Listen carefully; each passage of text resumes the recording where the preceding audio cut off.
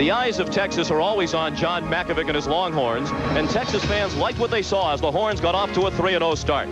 Then a sad sight as starting quarterback Shea Morenz went down against Colorado, and the Longhorns suffered a gut-wrenching loss.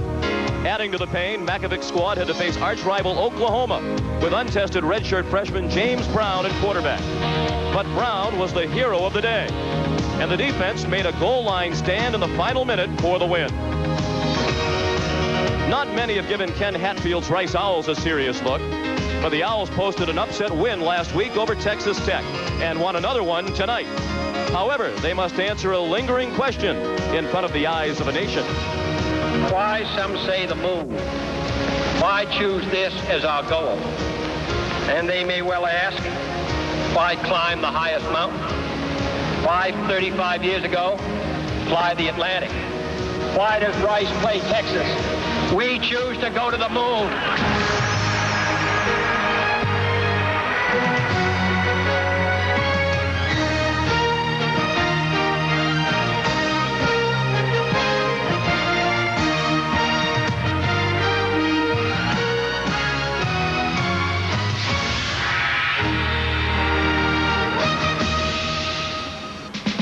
Rice fans might still be asking the question posed by JFK in his memorable speech here at Rice Stadium 32 years ago.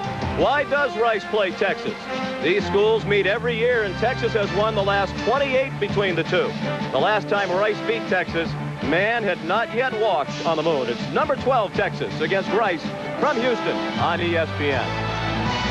Good evening, everyone, and welcome. I'm Sean McDonough, and it's great to have you with us. Texas comes in at 4-1, trying to make it 29 straight over Rice, and they do so against the backdrop of some adversity. On Friday, Coach John Mackovic suspended 7 of his players, including standout wide receiver Lavelle Pinkney. He was the only scheduled starter among the 7. I'm joined by Todd Blackledge. Todd, this is a Texas team that's used to overcoming adversity. Well, they really are, Sean. The thing that's impressed me about the Longhorns is their ability to play, particularly offense, without some of their key weapons.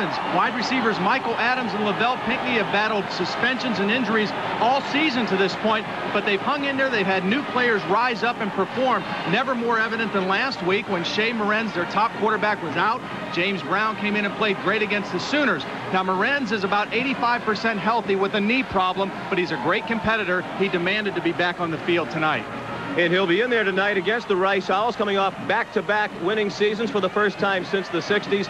At 2-2 this year under first-year head coach Ken Hatfield, who has brought to Houston a new offense, the spread option. Ken Hatfield loves to run the football and eat up time on the clock, and they're doing a great job running the football right now in the Southwest Conference. They're the number 2 ranked team, 212 yards a game. And if there's an Achilles heel to this Texas football team, it's their run defense. They've had to play, because of injuries, as many as 10 different guys at linebackers, and they've had some problems stopping the real tough running teams that have attacked right at them.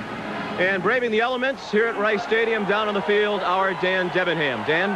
Hey, thanks, Sean. Weather will be a factor here tonight. Here's a weather update for you. We've had a little bit of everything. Wind, it is blowing hard from right to left. It has rained, it has sprinkled, it has misted. Right now, the sky is dry. However, the field is very, very wet. It is soaked. Now, if anybody has a slight advantage here, it might be Josh LaRocca, the junior quarterback for Rice. Why? Simply put, he and the rest of the Rice Owls have played 3 of their first 4 games in the rain. Sean. And Dan, Rice linebacker Larry Izzo says this is the biggest game of his life, and there isn't a Rice player who's played at a bigger game. The kickoff after this.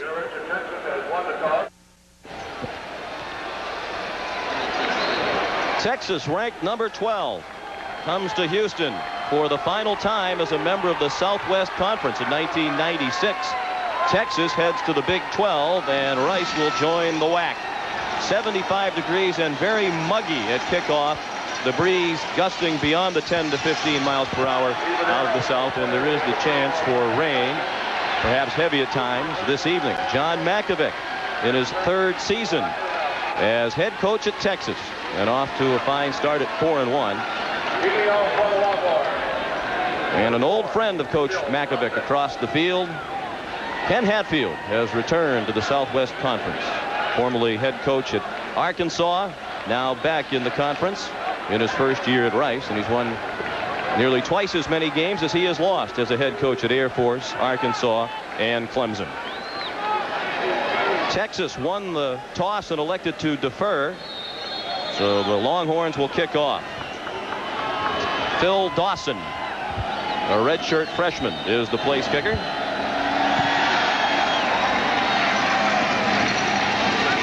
And with the wind, he sends it into the middle of the end zone. Down there by Byron Costin. Now let's meet the Russell Athletic starting lineups.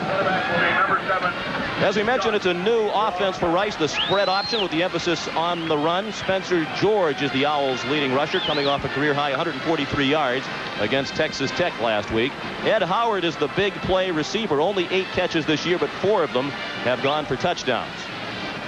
And up front, the best lineman is the left guard, Chris Cooley, who's moved from tackle to guard this season. David Lee, the offensive coordinator of the Owls, says he's one of the best guards in America. Josh LaRocca is the quarterback. And on the first play from scrimmage, he hands the ball to Jimmy Lee. Ahead to the 24-yard line. The gain of 4. For Texas on defense, Tony Brackens is the Horns' leading tackler. He was the Southwest Conference Defensive Newcomer of the Year last year. Texas has used 8 different starting linebackers due to injury this season. Kevin Watler is back for his 6th year of eligibility. And Bryant Westbrook leads a young secondary. He has 4 interceptions already this season. 2nd and 6. This time the handoff goes to Byron Costin.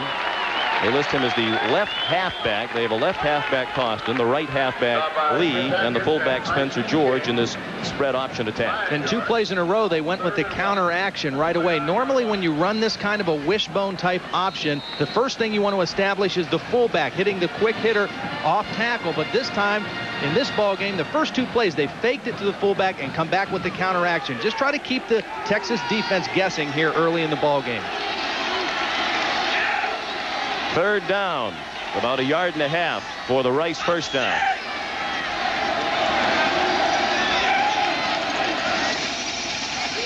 LaRocca, first down and much more. Taken down at the 49-yard line. Tackled by Joey Ellis, a gain of 20 for Josh LaRocca, a drop-back passer in the past here at Rice, who is still making the transition to the option game. He's just now getting more and more comfortable with the option. Great job here. Watch him come right to the corner, run right at the inside shoulder of the defensive back there, and then cut it up in. He knew he only needed 1 yard for the first down. Last week in the ball game against Texas Tech, a couple bad decisions on when to pitch the ball, when to hold on to the ball. That time, the first option that he ran made a good decision to keep the football and get the first down. And there is an injured Longhorn, Bryant Westbrook, the sophomore cornerback from Oceanside, California, being helped up. When you play defense against an option football team, your defensive backs become much more involved in coming up and supporting the run, because when you defend the option, everybody has an assignment. Everybody is responsible for a certain person. You can take a look. Westbrook's going to be coming into your picture right there, a cut block. And you can see it's a good thing that foot came up off the turf, but still a pretty tough block coming in at the legs of Bryant Westbrook. He was looking in at the ball carrier and never saw where the block was coming from. 4 interceptions for Westbrook in 5 games. He's on pace to break the school record of 7 interceptions. There's Gary Darnell, the defensive coordinator, who's had to adjust all season long to the mounting injuries. He just got his other cornerback, Joey Ellis, back for this ball game. Bryant Westbrook has really played extremely well for him this year, a young sophomore, and they could ill afford to lose him now.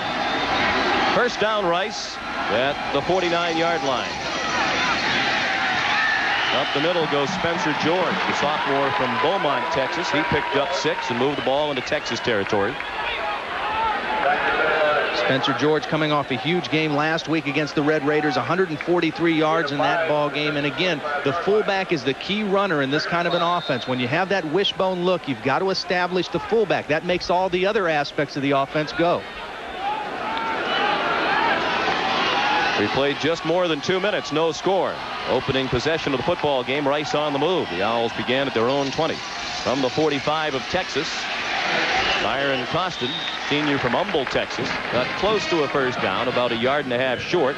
as they spot him down at the 42, tackled by Tyson King with help from Norman Watkins. You know, it's kind of interesting, Josh LaRocca becoming the quarterback here. It was kind of a good news, bad news thing.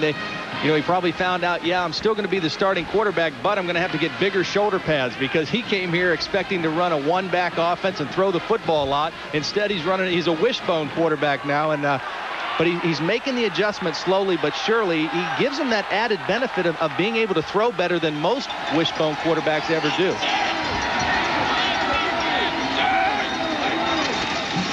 On 3rd and 2, the pitch to Costin, and he fights his way very close to the first down. Needed to reach the 40-yard line. He appears to have it. Tackled by Chris Carter, the free safety, number 16. Great tackle in the open field by Chris Carter. I mean, they're going to get the first down, Rice is, but a great tackle nonetheless. And again, a good decision on the option by LaRocca. Watch him attack the defender and at the last minute make the good pitch. A nice soft pitch up there to Costin. And then Carter does the right thing, tackling him high, getting up into his chest area and stopping his forward progress. But good strength at the end of the play by Costin. 6 plays. And they've moved the ball from their own 20 to the Texas 40. And they've consumed over 3.5 minutes. Gary Darnell, the Texas defensive coordinator, says he can't let Rice grind it out and hold the ball for 35 or 40 minutes tonight. LaRocca turned the corner and got bumped out of bounds at the 36-yard line. Trey Thomas, the strong safety, knocked him out. Our report from the Texas sideline is that Bryant Westbrook has a twisted knee, but it is expected that he'll return. That's good news for Gary Darnell.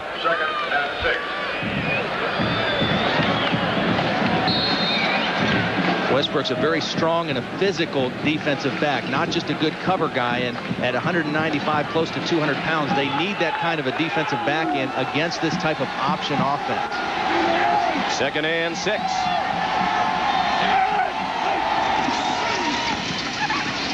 They keep it on the ground with Spencer George, tackled by Robert Reed, the outside linebacker, number 40. Norman Watkins also into the play.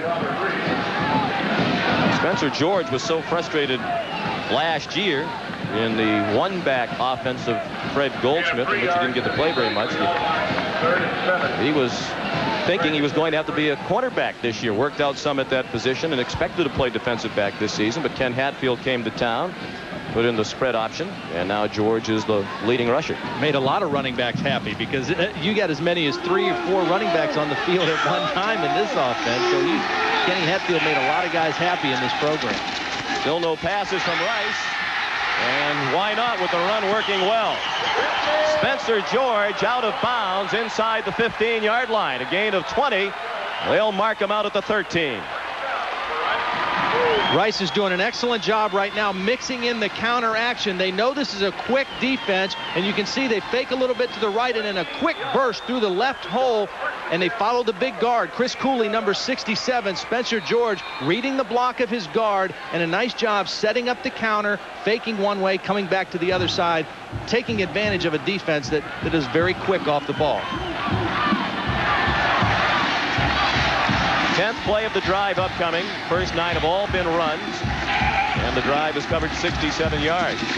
Jimmy Lee inside the 10 and down at the 7, tackled by Kevin Watler. Chris Carter, number 16, and Joey Ellis on the tackle. Again, now take a look at this. They're going to fake this way with the offense and then come back on the counter action, and as they come back, they're going to get the linebackers of Texas to move. You see the linebackers and the safety move, the down line moves, and there's a big hole for Jimmy Lee as they fake the counter, bring it back to the other side of the formation. They're really doing a nice job mixing the counter, taking advantage of that first quick move by the Texas defense. 2nd and long 3. They can get a first down without scoring a touchdown. Nearly 5.5 minutes on this opening drive for Rice. Shifty running by Spencer George. He's very close to the first down as he got inside the 5 to about the 3. I think we're seeing a very determined Josh LaRocca also. He did not play well in the ball game last week. He knew that he didn't play well. He had some very bad mistakes in the option game, threw the ball away a couple times and a couple interceptions, and He made some plays that he had to help his team win, but this is a much better performance early in this ball game than he showed last week. Rice 3 for 3 on 3rd down on this drive. They have the first down and nearly the touchdown. Spencer George down to the 1. First and goal for Ken Hatfield and the Rice Owls. And you mentioned at the outset, Rice the second best rushing team in the conference behind only Baylor, and Texas has really had its problems this season against the run. Look at the numbers posted by Pitt, Colorado, and Oklahoma in those games. And most of that yardage has been gained the same way that Rice is doing it tonight, between the tackles. This is a very fast defense, and they're not getting beat on the outside on the perimeter of their defense, but it's between the tackles, and 2 good blocking guards tonight, and Cooley and Gray opening up some holes. 13th play, 13th run. Jimmy Lee lost the football. And LaRocca got it back at the 6-yard line. Covered by Trey Thomas. Jimmy Lee, who broke his hand in practice on Thursday and was questionable over the weekend, fumbled the football, and Rice was fortunate to get it back at the 6. I think Jimmy Lee was really surprised. I think he thought he was going to get in the end zone. Watch as he takes the counter play. I think right there he thought he was going to get in the end zone. It was a great stick coming from the outside. Joey Ellis, number 27, really put the leather to him and knocked the ball loose, and a heads-up play by Josh LaRocca. But I think Jimmy Lee saw the end zone and didn't anticipate Ellis to come that quickly to make the tackle. A loss of 5. Second and goal from the 6. Busted play. And LaRocca sent to the turf by Tony Brackens. Another loss on the play. Back to the 8-yard line. Loss of 2. Now 3rd and goal from the 8. And we're at the midway point of the first quarter. And Texas has not touched the ball. And the first breakdown in this offensive drive, you could see one of the backs went the wrong way, or maybe it was LaRocca that went the wrong way, but they never got the fake to the fullback, and Tony Brackens was right there to make the stop behind the line of scrimmage. See, there was a breakdown in that, and those are the kind of plays that really hurt you. You have a nice drive, moving the ball down the field, then you get into the red zone, and you've got to be able to capitalize. You've got to really concentrate to an extra degree when you're down in this part of the field. Now 4 wide receivers set. LaRocca calls for the timeout. With 2 seconds on the play clock. 6:58 left in the first quarter. Back in a moment.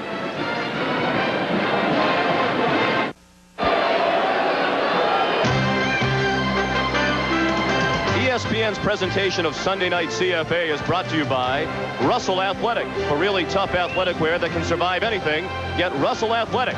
Get tough. And by new Ice Brewed Ice Draft from Budweiser. Taste the future of draft beer.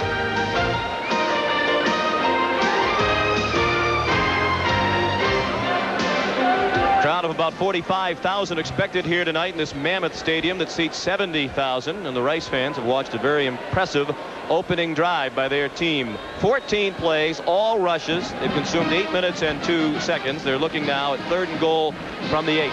I'll tell you what, they've got a tall wide receiver in Ed Howard, number 29. He's 6'4". He caught a couple touchdown passes last week against Texas Tech. And Taji Allen is a new defensive back end. He's in for Crenshaw or Westbrook. Okay, there's Howard. He's 6'4". He's a big receiver. They tried to throw the ball up to the corner of the end zone. He'd be the guy I'd be thinking about going to here in this 3rd down situation. They have not thrown a pass. Working into a stiff breeze in the first quarter. Draw play. Spencer George. Texas was not fooled. George got 2. And the field goal team is coming on for Coach Hatfield. But Kenny Hatfield I mean, he'd love to get in the end zone, but this is his kind of a ball game. Eat up the clock, keep the other team's offense off the field, settle for 3 points, and he'd love to win a game 9-6. I mean, that's something he's very comfortable in doing. Play good defense, good special teams, and win close bowl games. Matt Hulsman, freshman kicker and a walk-on. He's been the kicker through most of the season because Johnny Bagwell, slated to be the place kicker this year, has been sidelined with a quadricep strain of his right leg. This is a 24-yard attempt out of the hold of backup quarterback Kurt Roper. And Hulsman drives it through. Just did sneak it inside the right upright.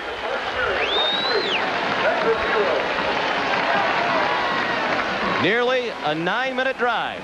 3-0 Rice.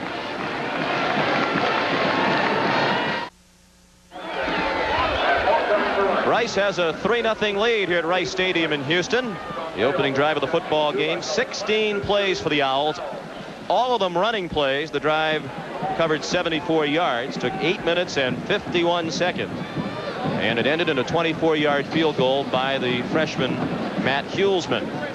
The other encouraging thing about that drive is they're going into a pretty stiff wind, and they didn't have to throw the football, and they were still able to put points on the board, eat up the clock, and now in the second quarter they'll get to work with that wind. So a very positive first drive for the Rice offense. Number 39 is Curtis Jackson. Chad Nelson handles the kickoffs for Rice. He is a backup quarterback, a true freshman, and in the past he's gone to angle kickoffs directed toward the sideline.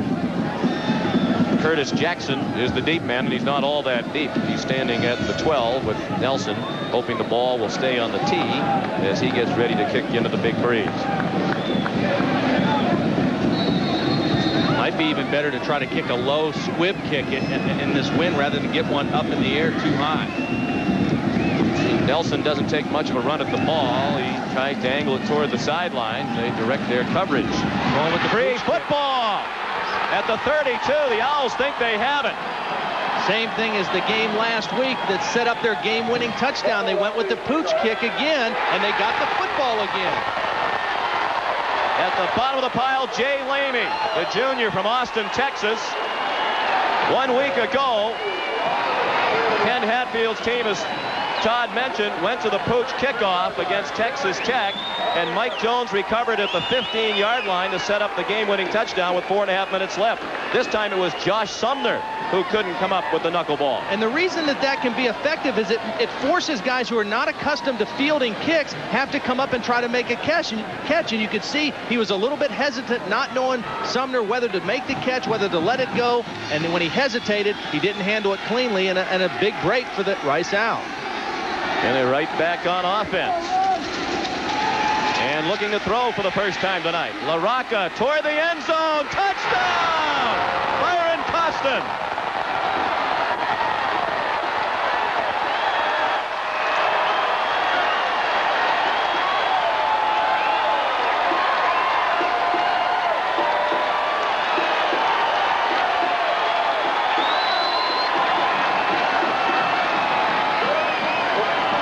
Well, they didn't throw it all in the first drive. They came out the first play after the big turnover, a change of possession, and went for the home run, and they got the touchdown. And a great job taking advantage of the fact that Bryant Westbrook is on the bench with an injury.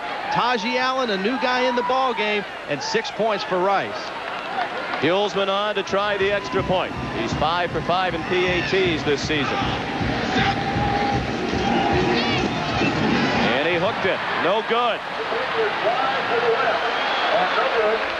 So the Owls take advantage of the fumbled kickoff. A 33-yard touchdown pass. LaRocca to Costin. The extra point missed, and it's 9-0 Rice.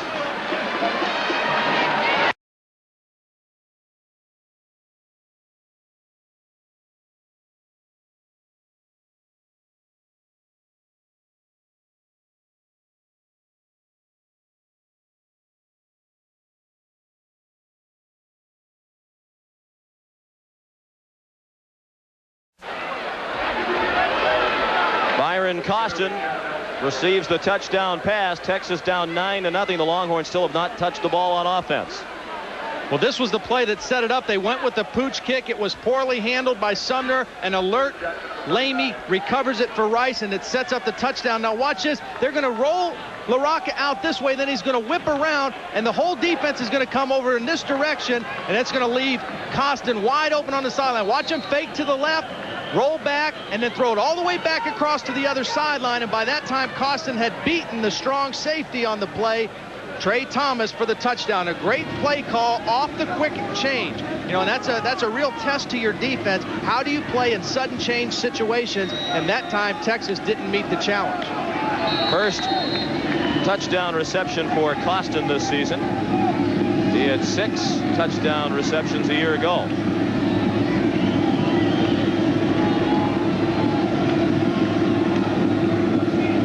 Chad Nelson kicks it in the same direction. And Josh Sumner fielded it cleanly this time and brought it out to the 31, an 11-yard return for Sumner. Shea Morenz is back in the lineup for Texas after missing last week's game against Oklahoma. In his sophomore year, he's already third all-time in passing yardage at Texas. Matt Davis is going to try to fill the void tonight, created by the suspension of Lavelle Pinckney. And up front, Blake Brockermeyer is an Outland Trophy candidate at left tackle. He has started every game of his Texas career. Tonight is start number 28. Shea Morenz, the sophomore from San Angelo, Texas, 6'2", 196 pounds. Hands it off to Roderick Walker, and he's hit after a gain of 1. It's a small defensive line for Rice. Brenton Goins is their biggest and most physical player up front. He's the Owls' leading tackler among the defensive linemen.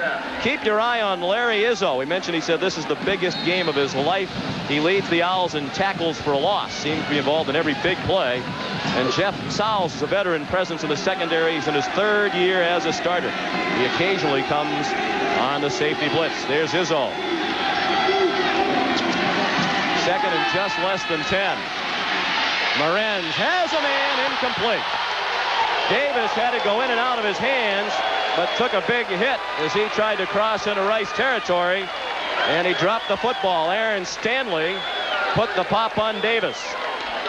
Well, this is exactly what you want your free safety to do. Aaron Stanley, number 3, right in the middle of your picture. Now he's going to drift out of the picture, then he's going to read the throw of the quarterback, and right at the point of the catch, come in and dislodge the receiver from the ball. That's great play by your free safety. The corner is beat. He expects help from the inside from his safety, and he gets it with the big hit.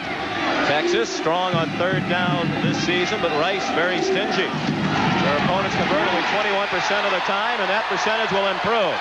Juan Kemp got the call on the draw, and Larry Thompson, the nose guard, was waiting for him. This is a very quick defense. It's obvious that defensive coordinator Wally Ake has sacrificed size for speed on this defense, and the only hope they have against a team that physically is that much bigger than them, like Texas, is to just be quick off the ball, to stunt and to move, and to get behind the line of scrimmage, create penetration. They did it on that 3rd down play. Dwayne Vosick is the punter. Emerson Allen, number 2, waits for it at his own 30. Vosick punting with the wind. Given the breeze, not a particularly good kick. Did take a favorable bounce for Texas and rolls dead at the 36-yard line. A 34-yard punt and no return. And let's check in with Dan Debenham. Yeah, thanks. You know, Todd already talked about how Westbrook's replacement Reed was burned for that last Rice touchdown. Westbrook is no longer on the bench. He has been taken into the locker room for further observation. They expect him to be out for a while. He was walking very gingerly on that left knee. They don't know whether it is just twisted or whether something is torn.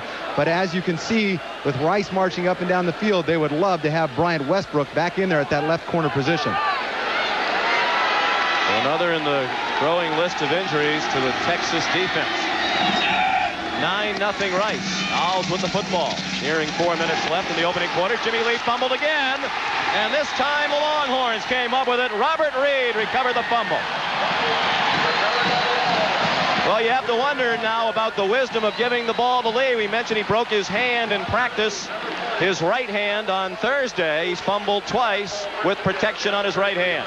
Well, Thomas Baskin, he made a big play to stop the draw play on the 3rd down in the last series. He's going to get great penetration across the line, beat the inside block of Bobby Gray. There he is, Thomas Baskin, number 90, makes a good tackle, and with his left arm just kind of rips the football out. And that's one of the real problems with the wishbone option offense, is that you have a tendency to mishandle the football. You can't do that against a team like Texas. Rice has fumbled twice, but has recovered one of its fumbles. Priest Holmes, close to a 1st down at the 23-yard line. Tackled by Joe Davis. Holmes and Walker, strong tandem at running back for the Longhorns. Bobby Dixon was also in on the stop on Priest Holmes. And the officials will measure. Nice block on that play by the wide receiver, Eric Jackson, number 9, lined up wide to the bottom here and came in and made a nice crackback block, and that was really the key block that allowed Holmes to take it all the way to the corner and get very close to first down yardage.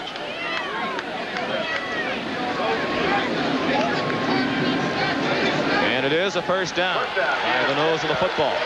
You know, when you play a team where you're the underdog, and in this case, I mean, they haven't beaten Texas for 28 years, and you run the option, certainly you're not going to execute 100% effectiveness, but you've got to protect the football, and you can't turn the ball over deep in your own territory, and those are the kind of plays you can't make when you're an underdog. Rice overcame 4 turnovers to beat Texas Tech in a come-from-behind win last Saturday, but they're playing a stronger opponent in the Longhorns tonight. Priest Holmes. Dropped by Joe Davis for a loss back to the 27.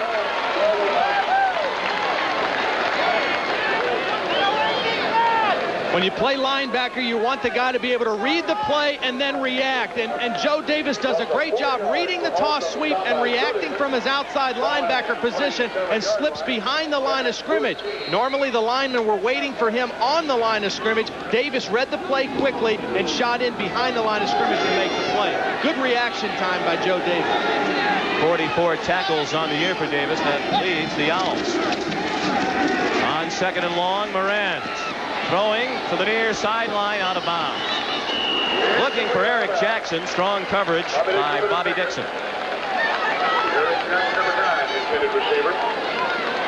Yeah, Shea really didn't have anywhere to go with the football that time. May have just thrown that one away. Put it in a position where either his man has a chance to catch it or nobody can catch it and bring up a third down situation. But good coverage out there on the outside. Todd is a quarterback playing with a knee injury, and Shea mentioned during the week that he doesn't know how he'll respond to hits because he didn't take any in practice. Is he likely to be aware of that knee for a while? I think he probably will be, particularly on a wet surface like this. You're going to be even more aware of it. Can you plan on that right foot? Can you get the kind of push you need? He throws to the far sideline, incomplete. Another drop by Matt Davis. Would have been a first down on the far sideline. We mentioned during the lineups that Davis has to help fill the void created by the suspension of Lavelle Pinckney, and he didn't come through that time. Well, you can see now he's got the brace on the left knee, and he gets hit right as he releases the football. Now, those you're going to take no matter whether you've got a bad knee or a good knee, but he threw that ball perfectly. He really got a perfect throw. Should have been a catch. And James Brown, as he proved last week, is ready to come in and prove that he can win for this football team. So Texas does not have a bad situation if Morenz can't go the whole way tonight. Phil Dawson. This is a 44-yard try with the wind at his back. More than long enough. Wow. From 44, he kicked that 10 rows deep into the bleachers, back of the end zone. And Texas is on the board, capitalizing on the Rice fumble. It's 9-3. Well, Dawson is not currently the leading scorer in the Southwest Conference for nothing. He's got a great leg, and I'll tell you what, kicking is so much confidence. Now, he shows physically he's got the strong leg, but it takes the mental toughness for a kicker when you get on a roll to know that you can knock him in from all over the field, and John Makovic has great confidence in his place kicker right now. And the injuries are so numerous for Texas that even Dawson was ailing during the week. He had a brace on his right foot, said his ankle and ligaments in his ankle were a little bit sore, wanted to rest the joint, but he is in action tonight, obviously, and no problems with the foot on that kick. He's a redshirt freshman from Dallas. Both parents attended Baylor. He grew up a big Baylor fan, but decided to go to Texas when he attended the Texas-Oklahoma game in 1992 at the Cotton Bowl. He's kind of having almost a storybook season so far in his first year. His first collegiate attempt was a 50-yarder against Pitt, and he made it, and he really hasn't slowed down since. Byron Costin waiting at the 3-yard line. Again with the win, an unreturnable kickoff to the back of the end zone. It's Sunday. That means the Bowl Coalition poll for this weekend is out, and there's a new number 1. And Mr. Blackledge mans the pen and circles his alma mater, Penn State, after the win over Michigan and Ann Arbor yesterday. Now number 1, Nebraska number 2, Florida with a loss to Auburn down to number 5. I'll tell you what, you could pick any one of those 4 teams and make them number 1. Texas stays at number 12. Syracuse number 16. Would you circle them for me? Duke, coached by former Rice coach Fred Goldsmith, at 6-0 in the top 20. And BYU at 21 after the win over Notre Dame in South Bend yesterday. Some people may not realize Rice, a team in a couple years going into the WAC conference, and the WAC conference well represented this year with 3 teams in the top 25, BYU, Colorado State, and Utah. So good football being played out there right now. Byron Costin, close to a first down. Spotted down to the 29, a gain of 9. Tackled by Chris Carter. Chris Carter, number 16. Down to 2:20 left in the opening quarter. 9-3. Rice leads Texas. I'll tell you what, the best offensive lineman is right there. Chris Cooley, the left guard. And you can see they're going to fake the counter. Fake to the right, come back to the left. Look at the block by Cooley in the center. Jeremy Thigpen, they just destroy the nose guard. Open up a nice big hole in there on the counter play.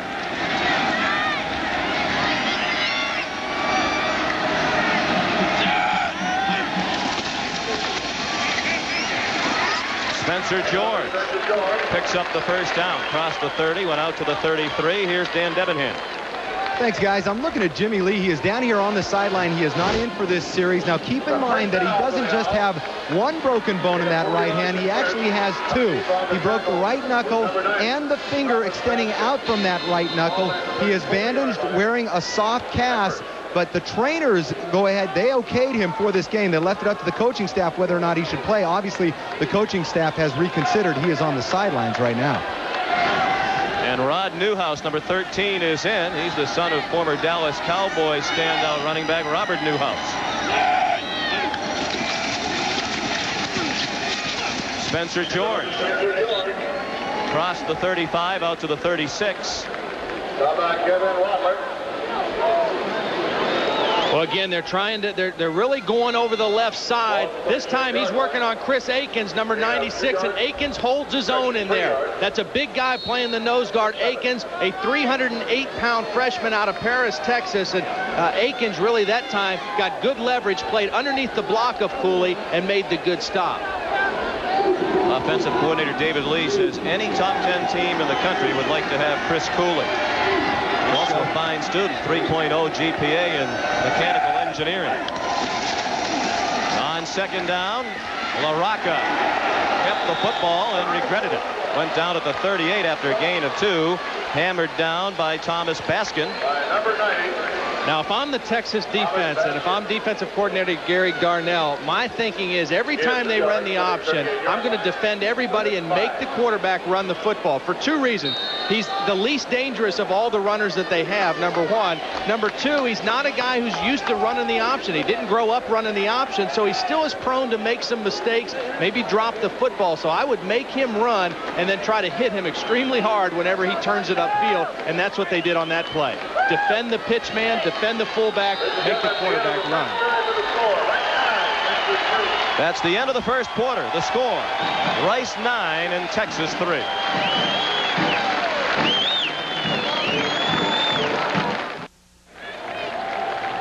The first quarter was dominated by Rice. The Owls had the football for 12 of the 15 minutes. Total yards in quarter 1, 122 for Rice, 4 for Texas. Coming into this game, both of these teams, that was one of the key offensive statistics that they had was ball possession, time of possession, keeping the other team off the field. And Rice really dominated that aspect of the game in the first quarter. 3rd down and 6. Rice at its own 38. First play of the second quarter. They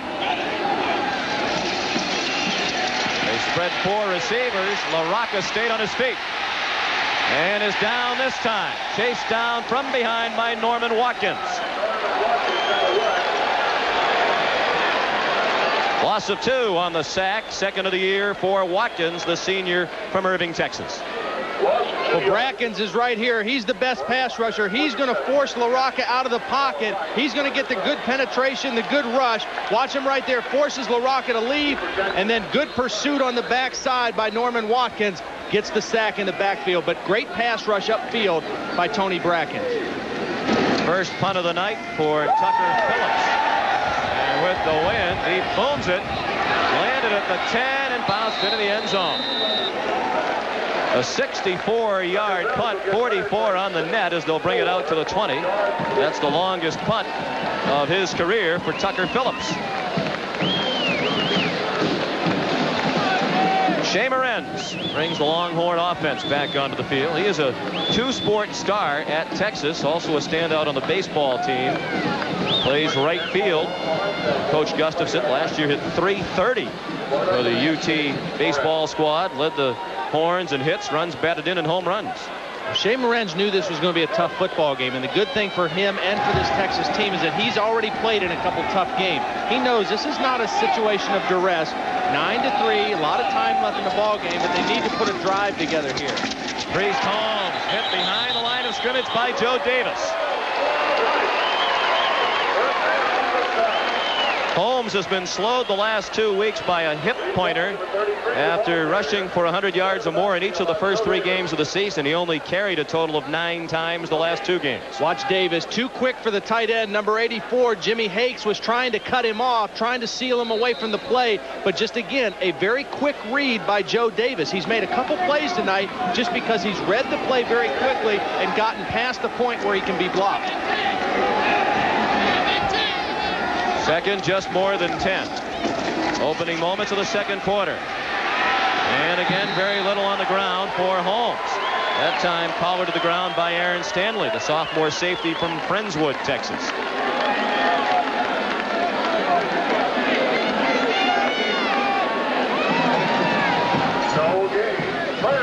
Stanley had what was the key play in the game last week against Texas Tech, according to Coach Hatfield, a big interception that changed the momentum. The only interception this season for Rice. They had 16 interceptions last year, led by the conference leader, Nathan Bennett.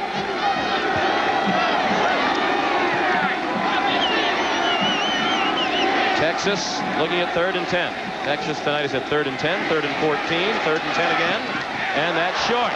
The pass complete over the middle. There's Larry Izzo, who put the big hit on Curtis Jackson.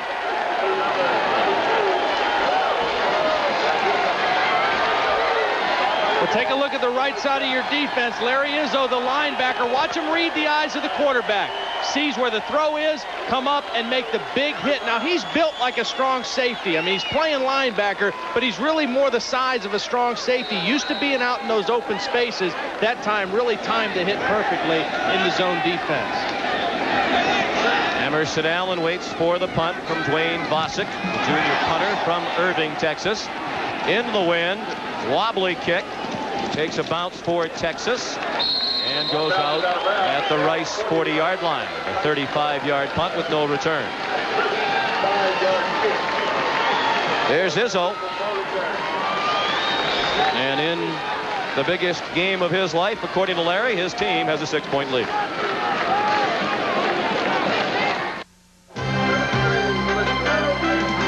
ESPN's presentation of Sunday Night CFA is brought to you by Sega Sports, makers of college football's national championship. Settle it on the field.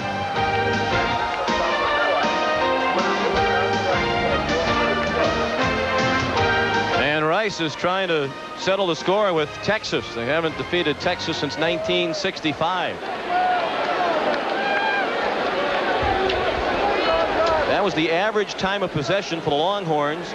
Nearly a 7-minute advantage per game over their opponents, 6 minutes and change. But tonight, it's been all Rice, 12:47 to 5:21 in the time of possession, and the yardage, 120 total for Rice, 9 yards now for Texas. A couple 3 and outs for Texas, very unusual, but they've been on the bench for a long period of time.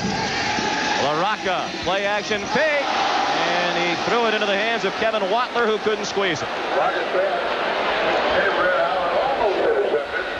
Watler did everything he possibly could do right on that coverage except catch the ball. He's an inside linebacker playing in the zone defense.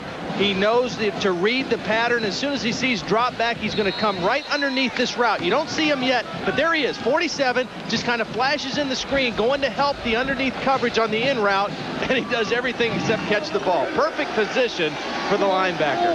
Watler, 23 years old, 6th-year senior. Due to medical problems, granted that rare extra year by the NCAA, LaRocca keeps on the option and shows strong legs as he drives out to the 48. A gain of 8 for Josh LaRocca before Robert Reed made the tackle. In the long run, though, still, I think the best decision for the Texas defense, make him beat you running the football. Not that he's a bad running quarterback, because he's pretty adequate at doing it, but you're better off making him run the ball rather than let the quick guy get the ball on the pitch out on the perimeter and turn the corner on your defense. Third down, just more than a yard to go for the Rice first down.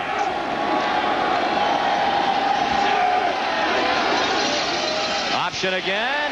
LaRocca jumped by Norman Watkins for a loss back to the 45, and Rice will punt. And the other thing, when you hit the quarterback like that, running the option, you cause his nose to run a little bit. You throw a little water in his eyes, and he's not quite as anxious to run the ball down the line the next time. A good hit right behind the line of scrimmage that time by Norman Watkins. Tucker Phillips boomed one through the end zone with the wind at his back moments ago. This one wasn't as high, wobbly, fielded by Chris Carter at the 20. He had a standoff with the coverage team for a moment before heading up the field for a return of 4 after a 34-yard punt. Mike Wilson made the tackle for Rice. You know, that's the area of the game where Texas really misses Mike Adams, their wide receiver. I mean, he was a great receiver, their leading receiver, but also a great return man for the Longhorns. 35-yard kick for 2 dozen burgers sold. 10:24 left in the second quarter. Rice leads by 6. Now it's time for our Sega Sports student athletes of the game. For the University of Texas, Shea Morenz, a finance major with a GPA of 3.05. He was a member of the athletic director's honor roll last year, and in his spare time helps children in a local elementary school.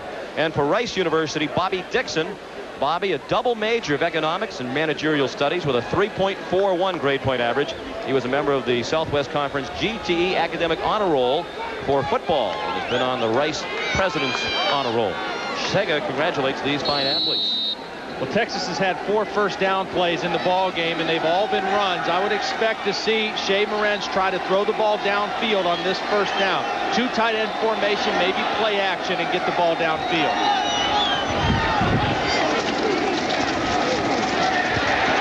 Walker gets nothing. Brenton Goins, the junior from Katy, Texas, here in the Houston area, made the stop at the line of scrimmage.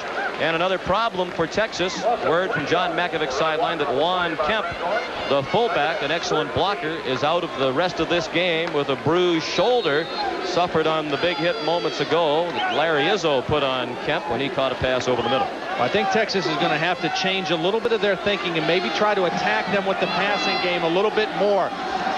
Rice is really selling out to stop the run. They're attacking the line of scrimmage too much. Morenz looks deep. Incomplete.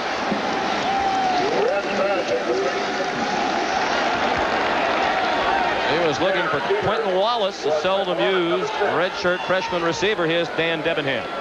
As you can see, Rice is fired up on defense. And you know what? Larry Izzo is leading that fired up squad right now. And I talked with him and a couple others before the game, and they told me that, listen, they wanted a little respect tonight.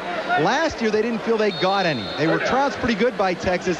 This year, they said, we want respect. There was a lot of trash talking going on last year. And they reminded me that, hey, over the last 2 years, they have had a better overall record than the Longhorns. Boy, they are proving that they are out to hit tonight. On third down and 10, it is bobbled and dropped in the flat by Chad Lucas, and then he got hammered. Dana Hogan, backup cornerback, came up to make the play for Rice. Well, Rice is really getting Texas to play right into their hands right now because they're getting them into long situations. They're playing a nickel and dime defense and just good aggressive football by Rice. They're flying around. They're making plays. As Dan alluded to, they're very excited right now, and they've had some early success. And there's nothing that makes you more aggressive defensively than to have some early success against a good team. Dwayne Bosick is the punter. And the officials stop the play. Rice has called a timeout. Not sure they had the proper number of men on the field. Yeah, I think they had 12. They needed to get one of them off the field. Rice with one timeout remaining in the first half.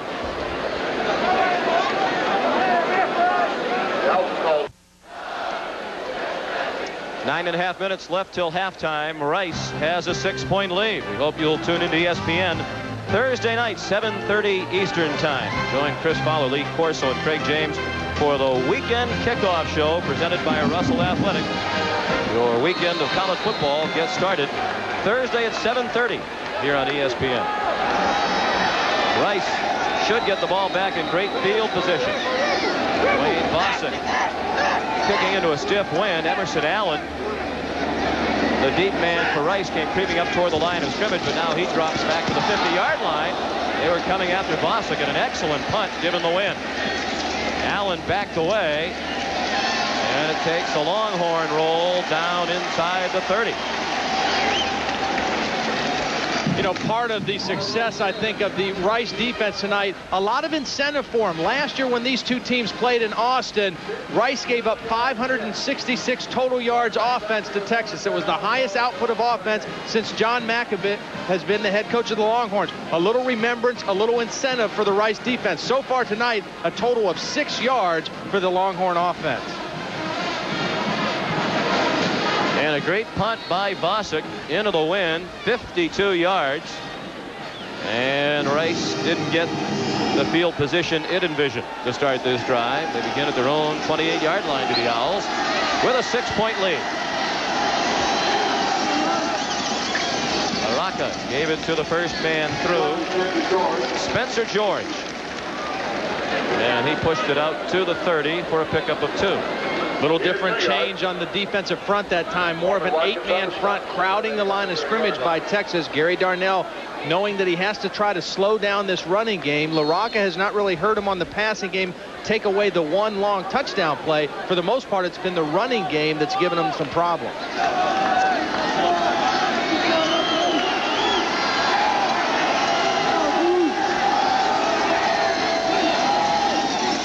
On second down, Byron Costin, tackled by Thomas Baskin.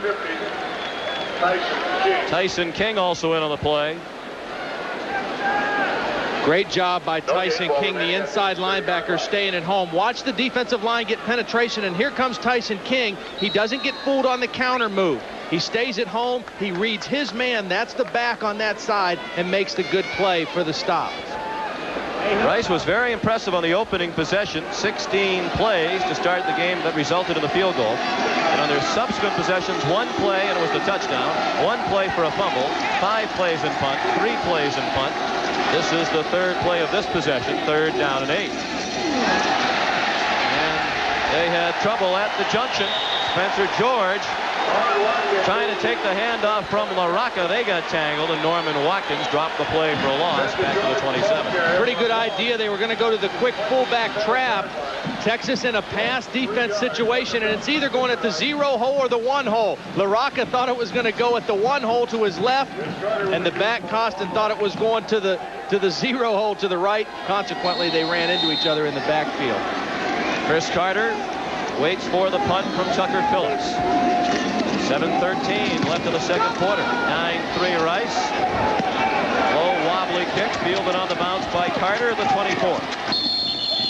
And he is driven out of bounds at the 33 by Dana Hogan. A 49-yard punt and a 9-yard return. Tune to ESPN Saturday for College Game Day. It gets started at 11:30 a.m. Eastern Time. Followed by Purdue, a big surprise to this point in the Big Ten against number 23 Ohio State from Columbus at 12:30 Eastern. And a big matchup in the Big 8. K-State suffered its first loss yesterday to Nebraska. Now they get Colorado. 7:30 Eastern Time, Saturday night, prime time here on ESPN. Texas, 1st and 10 at its own 33. Deep handoff to Priest Holmes. Chased out of bounds by Emmett Waldron. Waldron trying to battle back from a preseason ankle injury. He's been the leading tackler for Rice the last 2 years and their best defensive player. He's a 2-time second-team All-Southwest Conference selection, but he hasn't been able to get started this year. That ankle just won't heal. Yeah, and they miss his presence on the field, too. I mean, the guy who's filled in for him, Jeffrey Mercer, has done a pretty nice job filling in at that position, but Waldron has that kind of presence and is a great leader. They need him on the football field. He only played in 2 games this year prior to tonight. He's only made 1 tackle. Morenz on the money to Matt Davis. He held on that time and has a first down. 7-yard gain on the completion, Morenz to Davis. Well, for Davis, that's his 10th reception on the year, and when Pinckney and Adams were both out early in the year, Davis was actually the primary receiver. He's a tall guy, 6'5" on the sideline. Watch him keep his feet in bounds. Only has to get 1 in. He actually has 2 in. That's a good NFL catch. Getting ready for the next game, I guess, but nice job dragging the foot and making the sure catch for the first down. Just the 2nd first down for Texas. Morenz is 2 of 7 passing. He's had a couple dropped. From the Texas 45, Priest home. Picked up 2, knocked out of bounds at the 47 by Warwick Franklin. That's one of those plays there. If that play takes place on the Texas sideline, good chance that might get called a late hit. But because it happened on the Rice sideline, it probably isn't going to get called a late hit. Nothing real malicious, but watch, a little over-aggressive right there. 1 foot out of bounds by Holmes, but because it took place right over there by Kenny Hatfield's team, the referee's a little more reluctant to call that penalty. 2nd and 8. Under 7 minutes left in the first half. Sean McDonough with Todd Blackledge and Dan Debenham at Rice Stadium in Houston. Short drop by Morenz. He's on the money for a first down. Eric Jackson made the catch at the 40-yard line, a pickup of 13. And the first time they tried to throw the ball on first down, they come out with a nice straight drop back. And Eric Jackson has become the big play receiver in the absence of Pinckney and Adams. You can see a good cushion. He's given a good cushion by Bobby Dixon, respecting the speed that Jackson has, and a nice little slant route in the ball. A very nice soft pass thrown by Morenz. Very easy to catch for Jackson right in the midsection. Eric's a senior from Corpus Christi. No relation to Curtis Jackson, the other Texas wide receiver. After the play action fake, Morenz deep for Eric Jackson. He caught it! Touchdown! Plenty of contact, but no flags. The Rice Owls thought that Jackson pushed off to make the catch, and they might have a point, but the play stands, and it's a tie game. I thought he pushed off, Todd. Well, I tell you what, take a look at it as they walk down. Now, Warwick Franklin is going to have perfect coverage. He reads the play. Look at him cut right in front. There is contact there, but the ball is underthrown, and that happens more often than not. When the ball is thrown up for grabs, a receiver is much better at stopping, adjusting to the football than a defender is. Warwick Franklin simply overran the throw, and Eric Jackson stayed in it, read where the ball was coming down, and made the catch. Coach Hatfield and the Rice fans thought he overran the ball with help from a shove from Jackson. Dawson adds the extra point, and despite being manhandled statistically to this point, Texas has the lead. And the fans are still letting the officials have it. Well, you're going to see now, they're going to run the post pattern right here with Eric Jackson, and there's going to be no middle safety in the middle of the field, so Morenz has a big open area to throw. You see Stanley run out of the middle of the field. Morenz just kind of throws it to the middle, and then watch Jackson adjust to the football. A little bit of contact. I don't think it's pass interference, though. I think it's a situation where he makes a better play on the football than the cornerback Franklin does.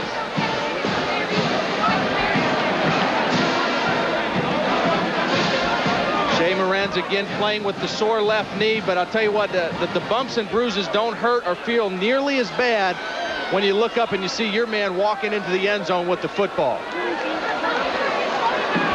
40-yard touchdown pass. 9th thrown this year by Morenz. Sean, you must have been a defensive back in high school or something. Nope. I just thought he gave him enough of a shove there that it affected the play.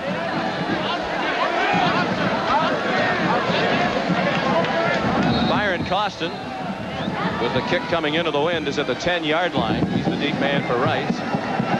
Bill Dawson kicks off. This extra point has given the Longhorns a 1-point lead. 6:15 left till halftime. From the 10. Costin. Still on his feet. Tough run all the way out to the 41. A 30-yard return officially for Byron Costin. When your defense gives out a touchdown, the best way to get the momentum back is to get a good return on the special teams. And watch, Costin really doesn't do anything spectacular here, except nobody in Texas wants to make a good tackle. There's 2 broken tackles, 3 broken tackles, nobody wrapping up their arms, and Costin does the smart thing, just keeps running upfield until somebody knocks him down on the ground.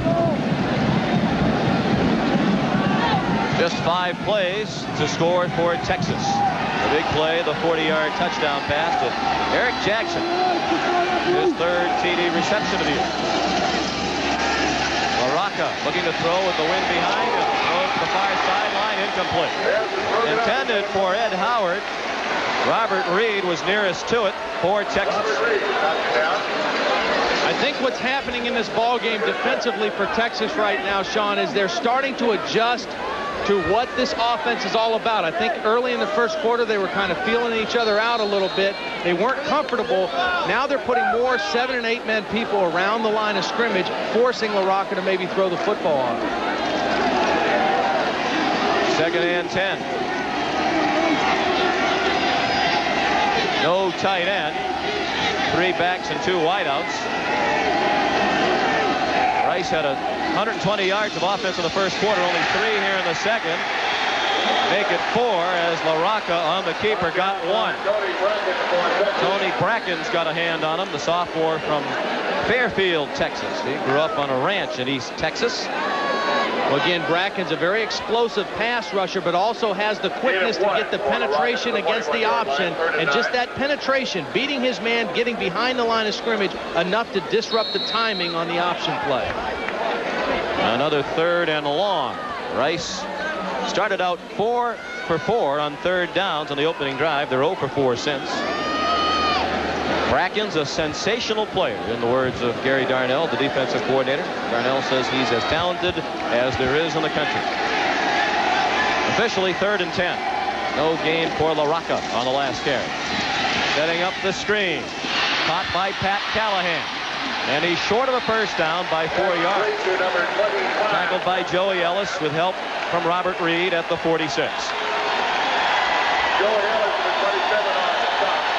And there are plenty of Longhorn fans here tonight in Houston, and they're making noise. I really think we're seeing the defense of Texas start to settle down. They're starting to play more aggressively. They were a little bit tentative in that first quarter, and Rice was able to come after him in the running game. Now they're being more aggressive, getting better penetration, attacking the line of scrimmage much better.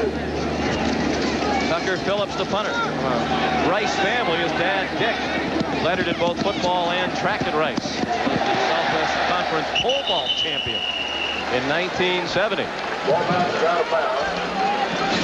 Bad hop on that punt for Phillips, and it's just a 26-yard punt marked out at the 28-yard line.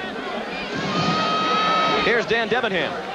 Well, you know, Texas has been a little bit soft on that left cornerback position ever since Bryant Westbrook left the game. Word is he will not be back for the rest of this game. He will sit it out. Still no word officially on what the injury is, but it's bad enough to sit him down. Just another injury. John Makovic says he particularly appreciates what his team has accomplished this year, given all the adversity, injuries, and suspensions off the field, including 7 players out of this game for various violations that were not related. Curtis Jackson dropped the pass from Arends on first down. Still a good decision by Texas and throwing the ball more on first down. They're starting to loosen up this Rice defense. Rice was really ganging up on him in the running game. Now in the last 2 series, coming out throwing a little more on first down. Arends 4 of 10 passing, 65 yards on the touchdown that has given Texas the 1-point lead with 4:14 left in the second quarter. 4-man rush on 2nd and 10. Wide open and dropped. Jimmy Hakes had plenty of room. Somebody missed the coverage, but Hakes dropped the ball. I I think he was so wide open, he was surprised. Normally when a tight end's catching the ball, he's used to being in a situation where there's a lot of bodies, there's a lot of people banging on him. He just runs a little out route and a mistake in the coverage. Nobody stays at home on the outside, and Jimmy Hakes probably hasn't been that open in his career. A shot at the end by Ndikwe Kalu on the quarterback, but nothing too serious for Moran. Longhorns have not converted on third down. And from large parts of the distance, they have to cover, and that's a batted ball, incomplete. Intended for Pat Fitzgerald, another of the Texas tight ends. Lorenz hobbling a bit, favoring that left knee as he got up. And the Rice defense holds with 4 minutes left in the second quarter. We'll take a look at Izzo again, playing the zone defense, reading the route of the tight end, and this ball's thrown behind Fitzgerald. Fitzgerald actually had Izzo beat, but the ball was thrown back behind him, couldn't get his body around to make the catch. Dwayne Vossick made the transition from defensive end to punter last year and was a consensus first team All Southwest Conference choice as punter. Emerson Allen got it on the hop at the 36 and goes down right there. Coming up on the GMAC halftime report with Mike Tirico, all the action from week 7 in the NFL and the new college bowl poll. The coalition poll is out. If you missed it, Mike will have it for you. We'll hear from Colorado State coach Sonny Lubick. What a great job he's doing with his undefeated team. Plus hidden video on the GMAC halftime report with Mike Tirico. That's in 3 minutes and 49 seconds. Texas with a 1-point lead. After Rice jumped ahead 9-0. Rice hasn't managed much on offense since the very impressive opening drive that ended in a field goal. Pat Callahan, backup fullback, got the carry on first down, got a couple out near the 39. Brian Vossick, backup defensive end, number 87, into the ball game for the Horns. You know, when you watch this kind of an offense and you see him give the ball to the fullback, you think, man, that's a boring play. I mean, you maybe only get 1 or 2 yards, but you have to continue to do that, and sooner or later the fullback might pop one. Last week, George busted a 54-yard run on a play very similar to that, caught the defense by surprise. Again, they give it to Callahan. He's out to the 43-yard line. They'll need 3.5 yards on third down to move the chains. Callahan's a junior from El Paso and only carried the ball 3 times all year prior to tonight. Ball 43-yard line, third and 3. Down to 2:50 left in the first half. Much of that offense in the first quarter on the opening drive. They're 0 for the last 5 on third down. This is third and a long 3. 2 tight ends for the Owls. First down. Pat Callahan, the ball carrier again, got to the 48, picked it up by 1.5 yards before Chris Carter, the free safety, knocked him down. Well, again, they're going to give to the fullback. Now, right there is the inside linebacker, Tyson King. He's going to have a chance to make a stop on this play, but he can't make the sure tackle. You see the fullback Callahan runs right through the arm tackle of Tyson King. If King makes that tackle at the point of attack, they stop him short. First down this quarter for Rice. Up with 2:05 remaining in the half. The clock running. Rice has only 1 timeout left. LaRocca scrambles, steps up and throws deep, looking for Howard. Contact, flag thrown. He collided with Tajay Allen at about the 5-yard line, and the officials threw the flag.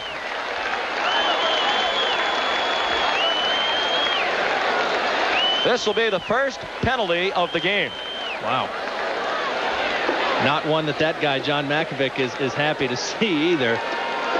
Although the biggest difference with pass interference in college football and pro football, it's not at the point of the foul in college football. Pass interference, defense. Take a look again. LaRocca is going to scramble around. It's just simple zone coverage.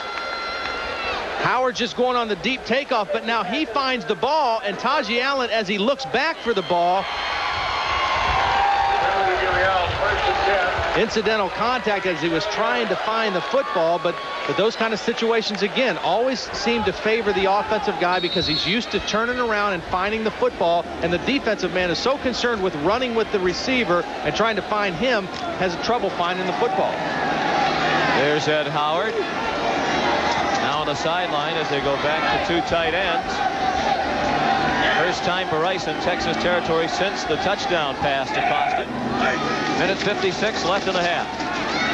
LaRocca close to another first down inside the 30. Marked down to the 28. Very close to a first down.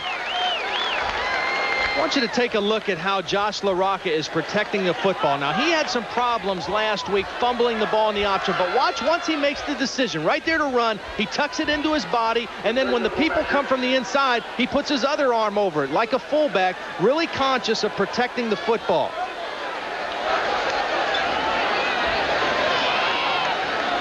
And better than 4 yards per carry for LaRocca.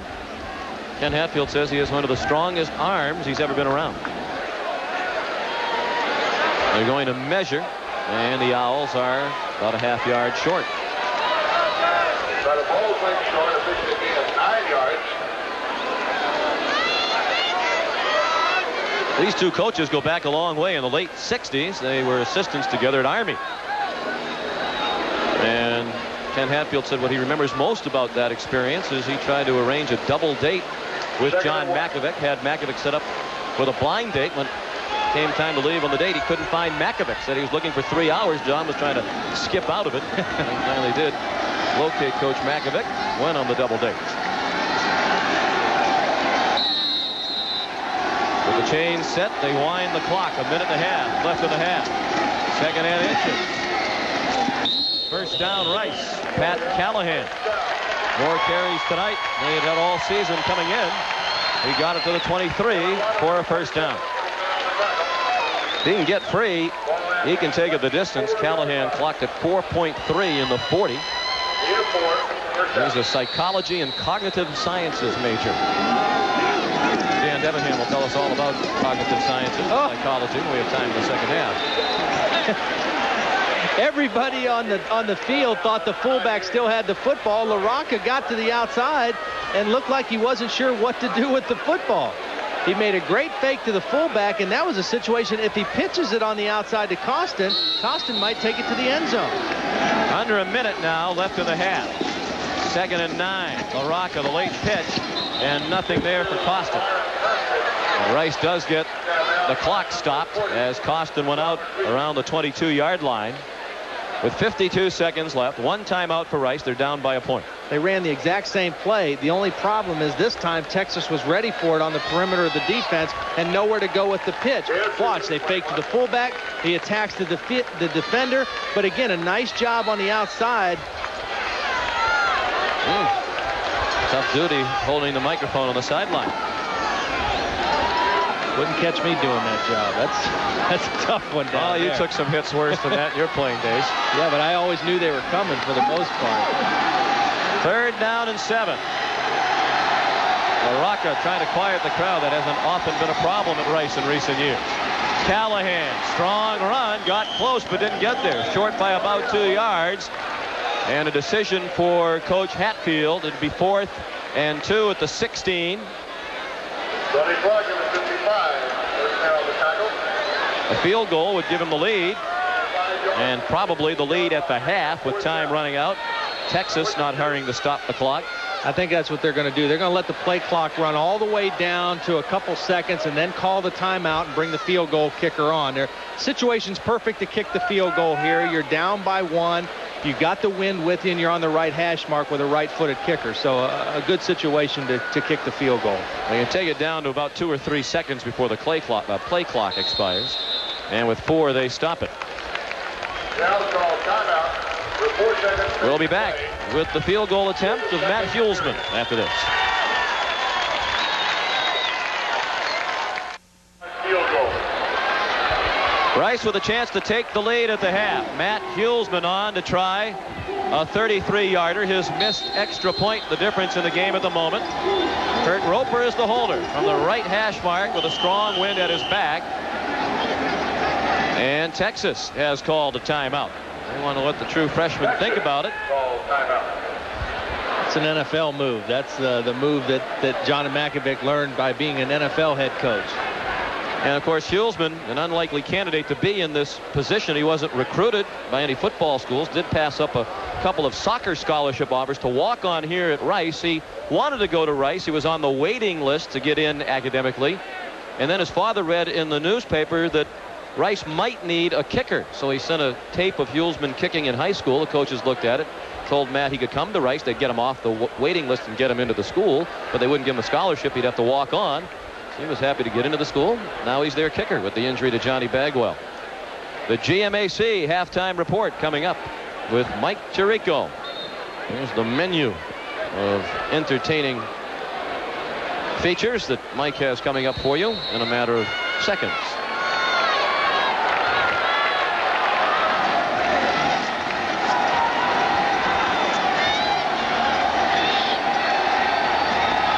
Hulsman for the lead at the break.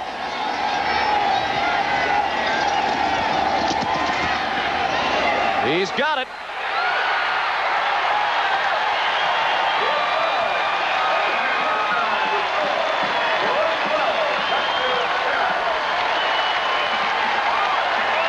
And momentum for the Owls. Hulsman off the waiting list into the spotlight and has Rice in the lead by 2 at halftime. 12-10 in favor of the Owls. Now the GMAC halftime report with Mike Tirico. Welcome back to Houston at halftime. Rice, looking for its first win against Texas in 29 years, has a 2-point lead. I'm Sean McDonough with Todd Blackledge. This game got off to a great start for the Owls. They took the opening kickoff, went 16 plays all on the ground, and it resulted in a field goal that gave them a 3-0 lead. Then another big break for Rice on the ensuing kickoff. Yeah, it really was. I mean, for the second week in a row, they went with the pooch kick. It was poorly handled by Texas. A big turnover in the kicking game for Rice. And the very next play, they went play action pass. Watch the quarterback LaRocca fake the play action to the left, whip back around. He had man-to-man coverage with Costin running down the sidelines, and a perfect throw and catch for a big Rice touchdown. Then Texas came back, got their touchdown. A little bit of contact at the end of this play, but wide receiver Eric Jackson finds the football, makes the catch, and takes it into the end zone for Texas. And then right before the half, a big field goal for Rice to give them the 2-point lead as they went into the locker room. And I'll tell you what, it's been an inspired half of football for the Rice Owls. And as you look at those numbers, the numbers that really stand out, third down conversions 0 for 5 for Texas. That's directly related to the reason why they weren't able to possess the football in the first half. And Bevo is not happy with what has transpired in the first 30 minutes. Shea Morenz didn't have big numbers passing. His numbers would have been better had the receivers done a better job of holding on to the football. He had several balls dropped. You know, Sean, I mentioned the third down conversions, and coming into the game, that was one of the strengths of the Rice defense, holding opponents to just around 20% conversion rate on third down. And part of the reason they could do that in the first half, hold Texas to 0 conversions. The average yardage that Texas needed to convert, 11.4 yards. They never had any third and short situations. Very short kickoff with the wind at his back for Nelson. And return to the 39-yard line by Brian Howard. Let's check in with Dan Debenham.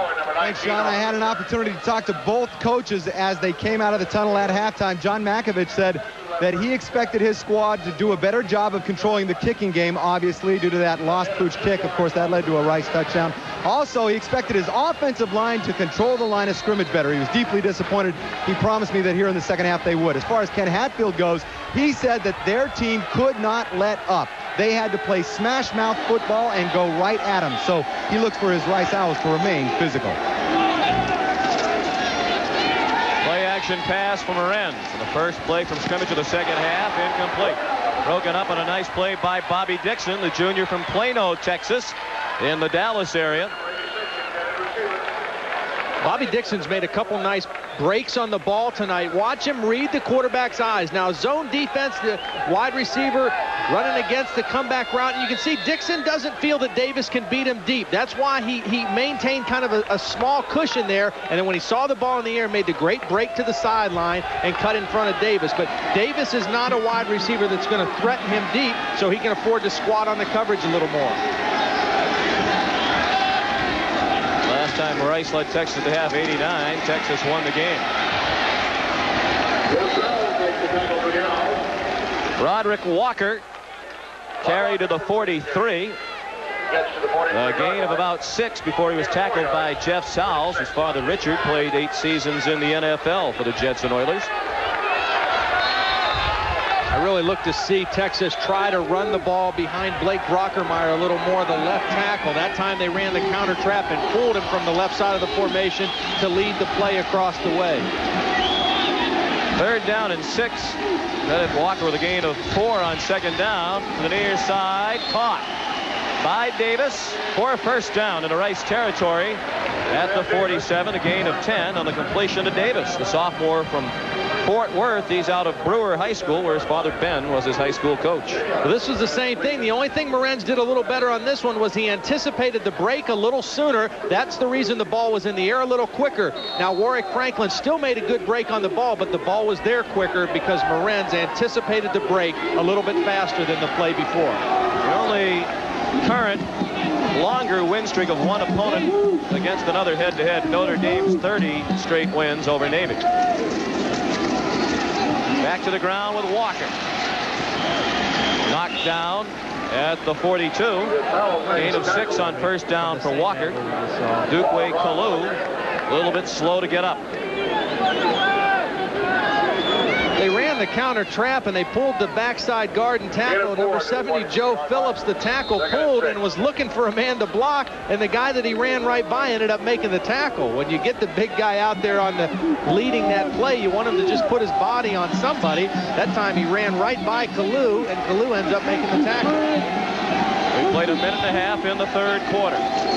Rice leads by 2. First possession of the 3rd quarter. Texas is on the move. Priest Holmes, tackled by Derek Rutherford, and Holmes is very close to a 1st down at the 37. And the 3rd quarter this year has been the big quarter for the Longhorns. They've outscored their opponents by a margin of 51 to 16 in the 3rd. They're going to measure.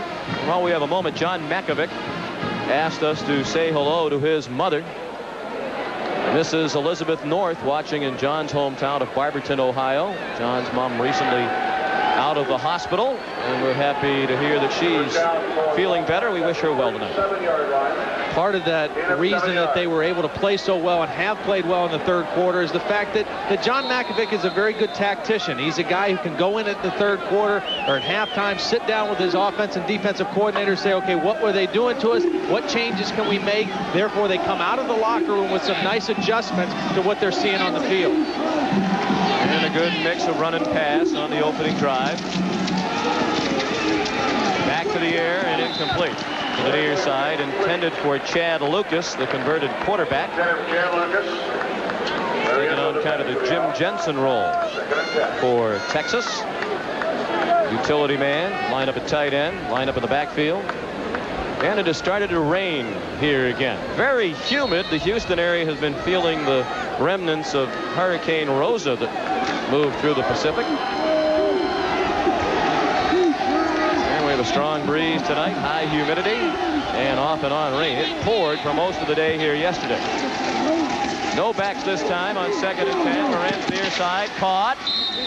And a tackle made at the 32. Eric Jackson tripped up by Warwick Franklin, and that was a big tackle because if Jackson slipped free, there wasn't another Rice defender for a considerable distance. I think Shea Morenz is setting up the out and up now. You can see the defensive backs are not, they're kind of squatting on these out routes. They're making quick breaks to the ball. A good throw and catch that time. Morenz to Jackson, short of the 1st down, but look for later in this 3rd quarter to now fake the out cut and take it deep against this coverage. And not converting a third down in the first half. They've converted one already on the opening drive of the second half. And it's 3rd and 5 for Marantz. Again to the near side, too low. Intended for Roderick Walker out of the backfield. And a decision for Makovic. Field goal in this breeze and now in this rain is not possible. And it looks like they'll go for it on 4th down and 5. And it is pouring. It's getting increasingly worse. Probably the only decision that John Makovic can make right now. And really, he had the first down there. It was a bad throw by Shea Marantz. Walker had the distance and was open for the first down catch. 4th and 5. Marantz didn't have an open receiver and is taken down from behind. Fumbled the football, but he was down, and he's down short of the first down in the arms of Ndukwe Kalu.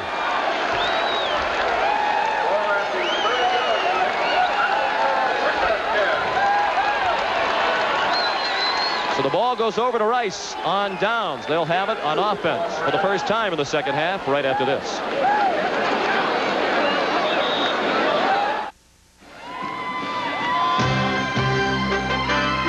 ESPN's presentation of Sunday Night CFA is brought to you by Dodge.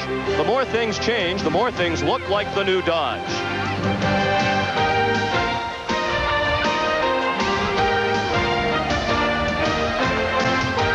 Well, the rain has slowed down a bit, much to the delight of the 45,000 or so on hand tonight at Rice Stadium. Rice has it for the first time in the second half. The Owls lead 12-10.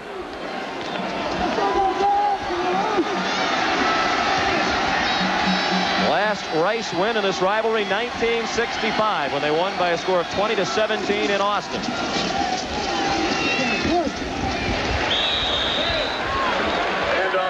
Spencer George, the ball carrier. And he crossed the 30, went down at the 32 for a gain of 3. Again, let me emphasize why they have to continue to give the ball to the fullback. In this offense, when you run the option, the true triple option, as this Rice team does, you have to continue to give the ball to the fullback, because that run and that play sets up all the other aspects of the offense. The down-the-line option, the counter play, all the other things that worked effectively for Rice in the first half, it's all based and set up by the fullback dive.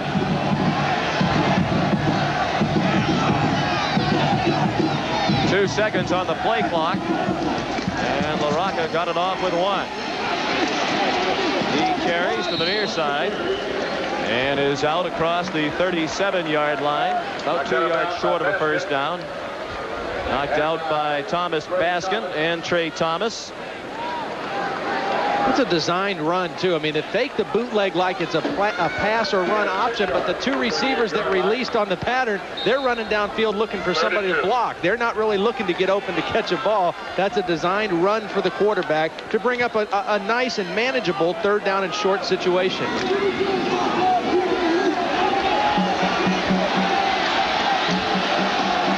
3rd and a long one. Byron Costin. Close. Needed to get across the 39. And by Tyson King. And the official on the near side of the field spots the ball very close to the 39. It will require a measurement in all likelihood. They'll bring out the chains. Mentioned 28 straight losses for Rice against Texas. Their futility against the Horns dates back even longer here in Houston. Rice has lost the last 15 meetings between these two schools here in Houston. They're winless in the last 16 here. Two teams played to a tie in 1962. The last win for the Owls over Texas here was in 1960. They're short by an inch or 2. And during the 28-game winning streak, Texas has won by an average score of 36-13. It hasn't been close, although it's been getting closer in recent years.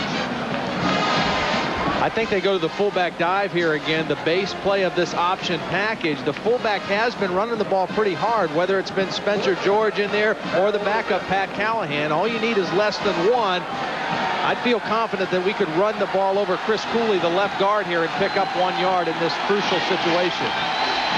Well, the crowd likes it. Ken Hatfield's team 5 for 12 on 4th down this year. This is 4th and an inch or two. They do have the choice of punting with that big wind at their back.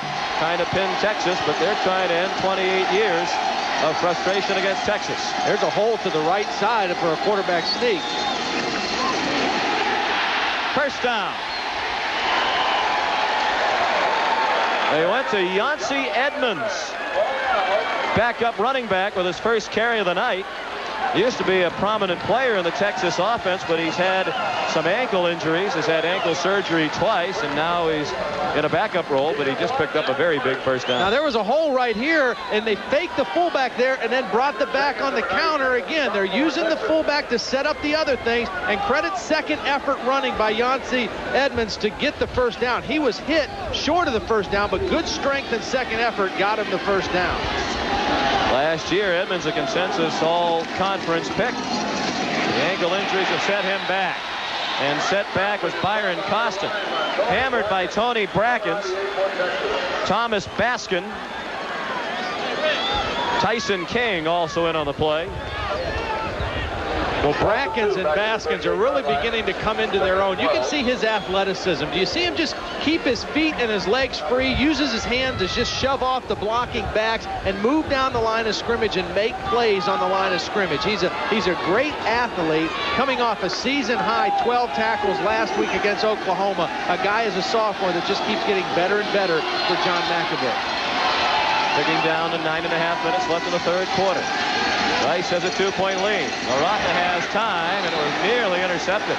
Joey Ellis moved up from the corner to step in front of Yancey Edmonds, and he was eyeing a go-ahead touchdown if he picked that off. Josh LaRocca really held on to that ball too long. This ball was in the air a long time. Watch Ellis. He never even gives any ground. He's playing his own defense, reading the quarterback all the way. That ball, LaRocca very lucky that Ellis didn't slip in front of that. If he picks that off, he goes for a touchdown. But when you throw that ball against the zone, you've got to make that decision quick and get it out there quicker. You can't hold the ball and then make the underneath throw like that. 5 of 12 on third down, but 1 for their last 11. And they go to the ground on third and long, and it's close.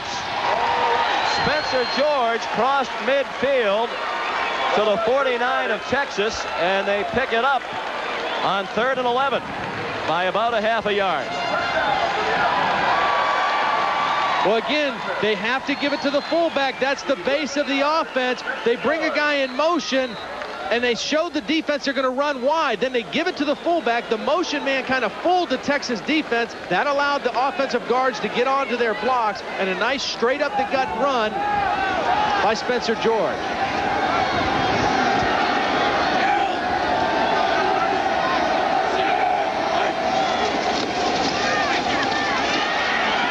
Again, skipped across the 45, knocked down by Norman Watkins. George up to 62 yards rushing. He has great strength. That's his biggest attribute as a runner, according to offensive coordinator David Lee. If that name sounds familiar, Coach Lee, formerly the head coach at Texas El Paso, now the offensive coordinator for Ken Hatfield. Really, the strength of this team is the fullback, the 2 guards, and the center, and that's where they're making most of their noise running the football against this Texas defense. 2nd and 5.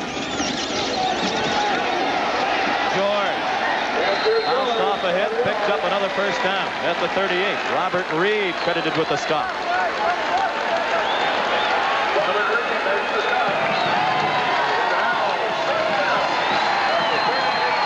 You see the wristband on Reed's left arm and has initials on there, the initials J.E.V. Where's the initials of his 3 deceased grandparents, Joseph, Ethel, and Virginia. He combined with Stoney Clark on the big goal line play that won the game against Oklahoma last week, and when he made the play, dropped to his knees and looked at that wristband. Time-consuming drive for Rice, nearing 4 minutes. 7:47 left in the third quarter. They stay with George. Ducked underneath the tackle and went to the 34. We talked about the halftime adjustments that Texas made offensively. What appears to be the adjustment that Rice made was say, hey, we got away from what was kind of good to us early in the ball game, running our fullback, letting our guards and our center really get into their front three people and their inside linebackers, and let's run tough football at them. I think they got away from that a little bit in the second quarter. Nice adjustment by Kenny Hatfield and his staff to come back to it here. And a nice adjustment for Coach Hatfield to Rice. The last two stops for him as a head coach. Arkansas, that didn't end very happily. Had his problems with Frank Broyles, the AD. Then went to Clemson and really wasn't comfortable there from day one, replacing the popular Danny Ford. He thinks this is a good match. Rice and Ken Hatfield. Byron Costin has another first down at the 25. For the safety, Chris Carter was called upon to make the play. 9 yards on the rush for Costin. Well, Costin is the guy who makes the play, but the guy who really makes the play is the fullback. As they fake it to him in here, that's where they've been doing the damage. Then they come back with the counter, and the defense goes with the fullback. Watch, half the defense went with the fullback. A big hole opened on the other side for Costin, and a nice run for the Rice Owls. The fullback makes this offense go. First and 10 at the Texas 25. Rice has a 2-point lead. 6.5 minutes left in the third quarter. This drive, reminiscent of the game opening drive. That's Pat Callahan. And he's down to the 20. Quality gain of 5 on first down for the Owls. Average 20-yard line. 5 yards for Callahan. Of course, we mentioned Ken Hatfield coming here, and he definitely inherited a program on the rise under his good friend and longtime assistant, Fred Goldsmith, who left after last season to go to Duke, right, where he's now 6-0. Coach Goldsmith had back-to-back winning seasons of 6 and 5 each of the last 2 years. First back-to-back winning seasons for Rice since 1960 and 1961. Robert Reed being helped off the field for Texas.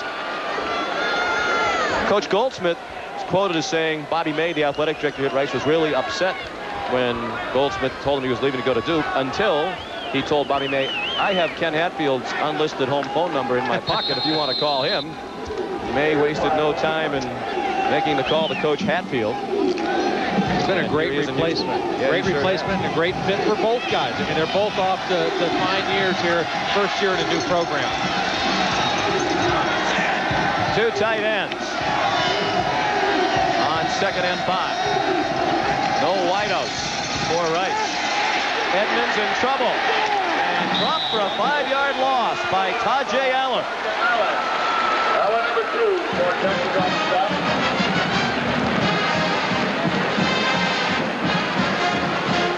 Well, that's 25-yard line. Brackens is the guy that's going to make this play coming from the outside. The defensive end, he's going to make the play as he comes across the formation. Take a look at him, gets great penetration, and stops the timing of the play, stops the flow of the play. It's the penetration that stopped this play. Now, he doesn't get credit for the tackle, but if he doesn't get into the backfield and slow things down, that play is a good play for Rice. 3rd and 10 upcoming.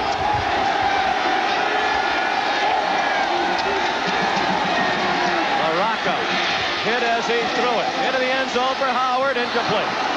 He was double covered by Chris Carter and Joey Ellis. 4th and 10 at the 25. And the field goal unit comes on for Rice.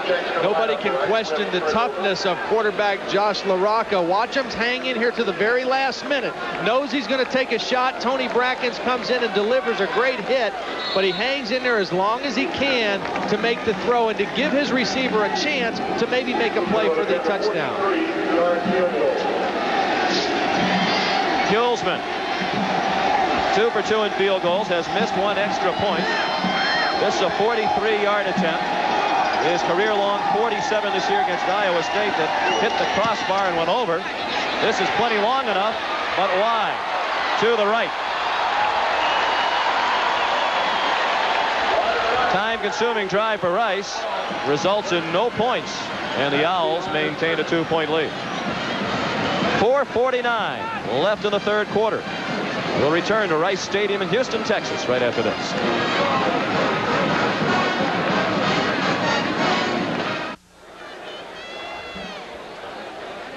I'm sure people heard that we had to suspend some players this week. It was pretty obvious that not everybody in our football team felt as committed to getting ready for this game. Now, not all of the players suspended would have played anyway, because 3 of them were injured players and they're not playing at this time at all. But just the fact that not everybody was focused on it was a concern to me, and I think a concern to other people as well. We handled that. We handled it quickly, and we made a statement to our team and to anyone else that we do take every game seriously, and it is important to us. And as a result, Coach Mackovic plays without his standout wide receiver, Lavelle Pinckney. Mike Adams, wide out and kick return specialist, might have been able to play, but he was coming back off injury. The rest of the players not key factors, but John Mackovic said he was told very early on, if you want to be a head coach, you have to make tough decisions like that for the good of the program. And he is to be commended. The violations committed by the players were various and weren't reported publicly. Down by 2, Texas starts this possession on the run, and Larry Izzo put the hit on Priest Holmes.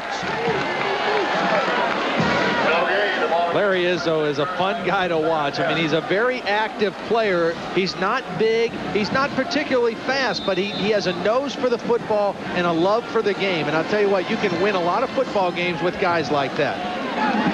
Larry Izzo, man, you know, people might call him an overachiever, but all he does is make plays for this football team. The last Rice drive didn't yield any points, but it took up 15 plays, 13 of the running plays, and consumed 7 minutes and 6 seconds. Again, nothing doing for the running game for Texas. Holmes tackled by the safety Aaron Stanley. And 3rd down upcoming for the Horns with 4:05 left in the 3rd quarter. Blake Brockemeyer, he is the big guy. This is him, the left tackle. They're going to pull him on this play, run the counter trap. Take a look at him. Big, powerful lineman, gets a great block on the middle linebacker. Waldron knocks him down. But the play doesn't gain as many yards as it should have with a block that well by Brockemeyer. 3rd and 7. Snap kind of a floater on the shotgun. Now Morenz running for his life. Hit by Kalu as he threw. It is caught. Inbound, saving officials along the Texas sideline. Davis, a great catch for a 1st down at the 40. He picked up 11 on 3rd down and 7. The reason Shea Morenz was held out of the Oklahoma game last week was because his mobility was not good enough so that he could protect himself. He's not 100% yet, but watch, he has enough mobility to just buy some time. Now, Kalu can run, but Morenz knows that he just has to buy a little bit more time to get this throw off. And what a perfect throw under tremendous duress right on the sidelines. Questionable whether Davis's right knee was out of bounds. That was a very shaky call on that sideline. On 1st and 10, over the middle, nearly intercepted. Batted down by Emmett Waldron. Playing much more tonight than he has all season long, battling the ankle injury. Waldron, a great story, born in Ireland. His family came here to the Houston area when he was 12 years old, and he became a naturalized U.S. citizen over the summer. Sister Sammy, a standout volleyball player here at Rice, competed in the U.S. Olympic Festival over the summer.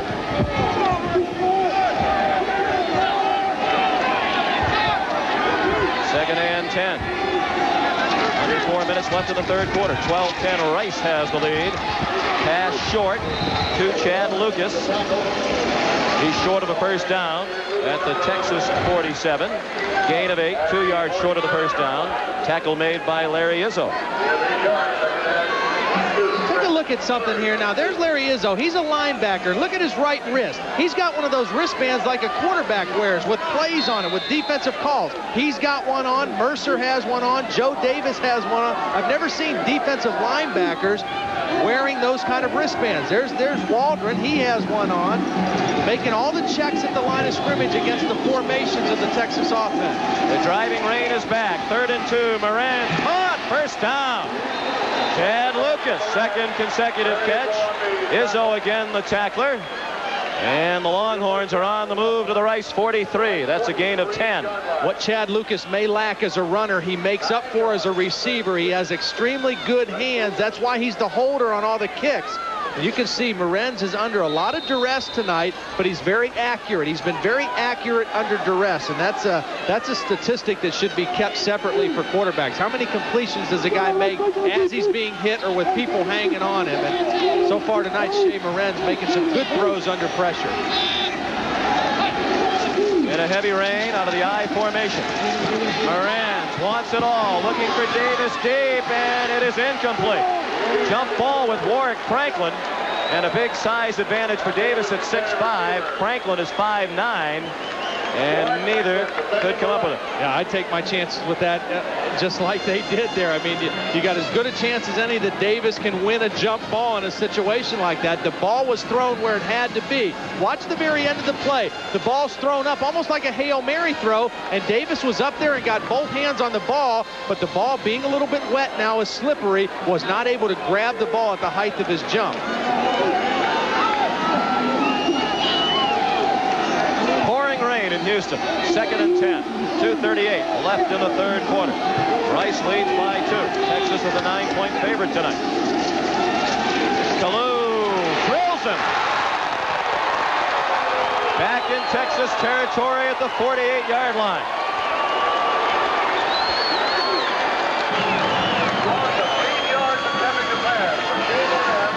Shea Morenz is looking to his left. He's got a combination route to his left. You see his eyes to the left. Doesn't see Kalu coming. Beat his man on a quick inside move. And again, the great explosive quickness of Kalu. Not big at 220 pounds, but extremely quick getting after the passer. They say he has the speed to be a great pass rusher. Coach Hatfield says he's a little too cautious sometimes. No caution that time. First sack of Morenz tonight. It couldn't be raining any harder. 3rd and 18. Kalu has him again.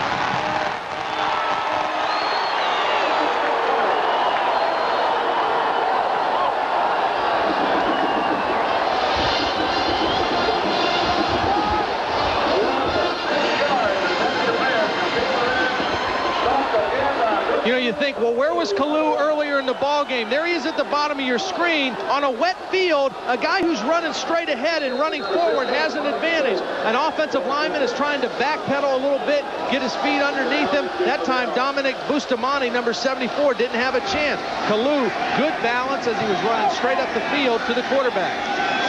New punter for Texas. They've used 2 this year. This is the first of the night from Mark Schultes. It's off the side of his foot and out of bounds. Not a good punt. 21 yards. Spotted out at the 36-yard line of Rice.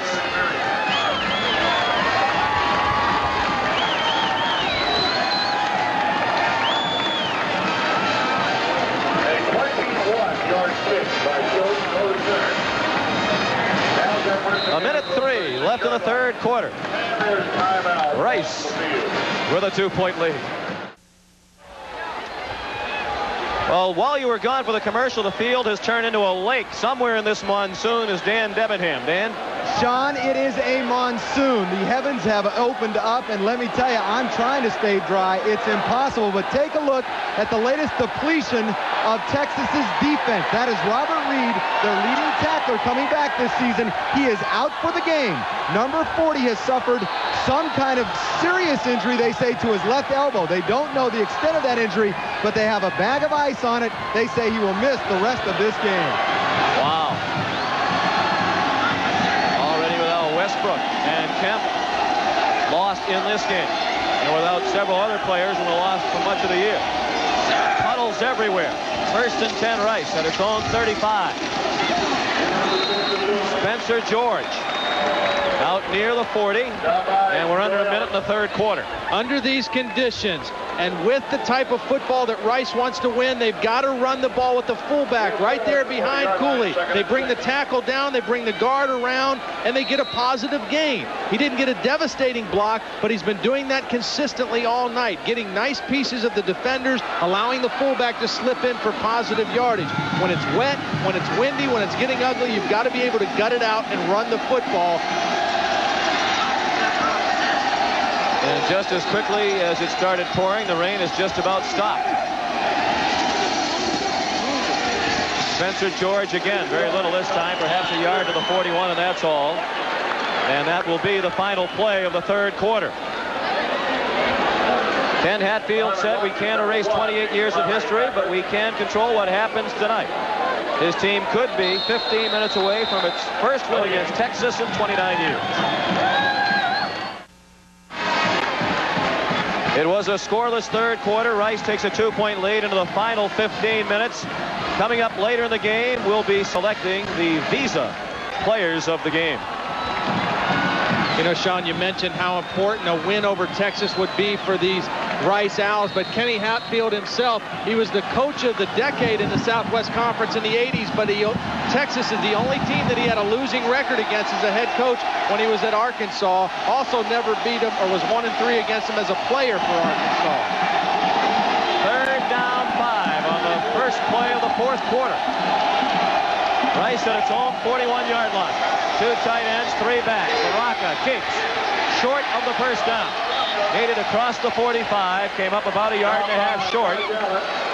And bear in mind, Texas will have the strong wind at its back in the fourth quarter, so if Rice punts, it'll be into the big win. Nice job by Trey Thomas, 17. That was him who just kind of dove past the quarterback. He forced LaRocca to cut it up inside. Good pursuit defense stopped him short of the first down, but credit Trey Thomas for forcing LaRocca to turn it up inside early on the play.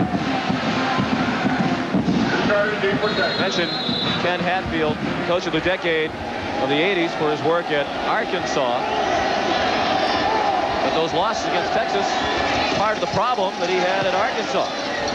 That's the big game as far as the folks in Arkansas are concerned. Fair catch made by Chris Carter on the Tucker Phillips punt at the 27, 29-yard punt into the wind, no return. Texas on offense through 3 quarters. The Longhorns have only 122 yards of offense, only 13 yards rushing. Time of possession better than 2-1 through 3 quarters for Rice. It was 30 minutes and 18 seconds for Rice, 14:42 for Texas through 3 quarters.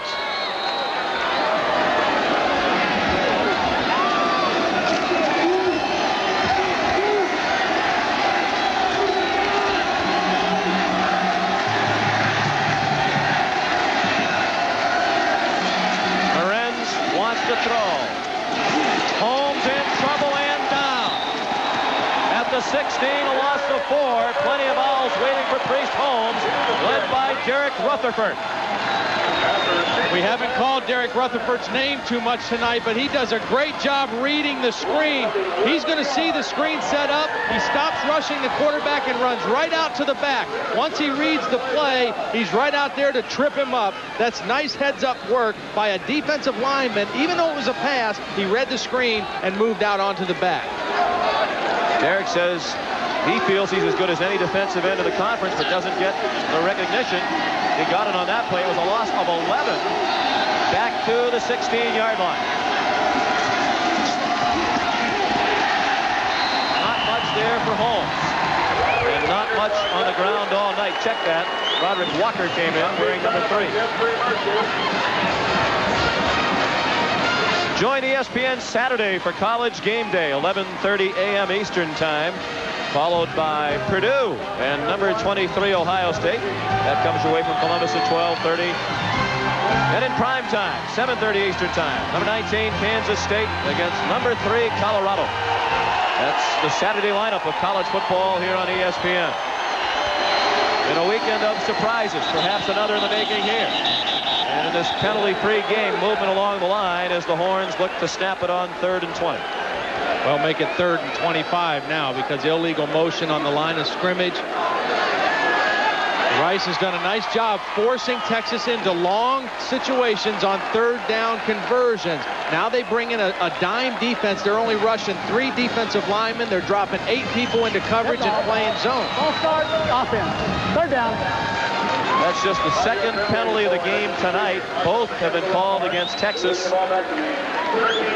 This is 3rd and a mile. You look at that number. Coming into the game, Texas converting on an average 48% of their 3rd down situations. That's a very high percentage in college football. Tonight, Rice has had the upper hand on 3rd down. And Hatfield said his defense has been playing great coming in, and that has been the case tonight. They only rushed 2 men. And Morenz has all day to throw, has a man open at the 50. Curtis Jackson.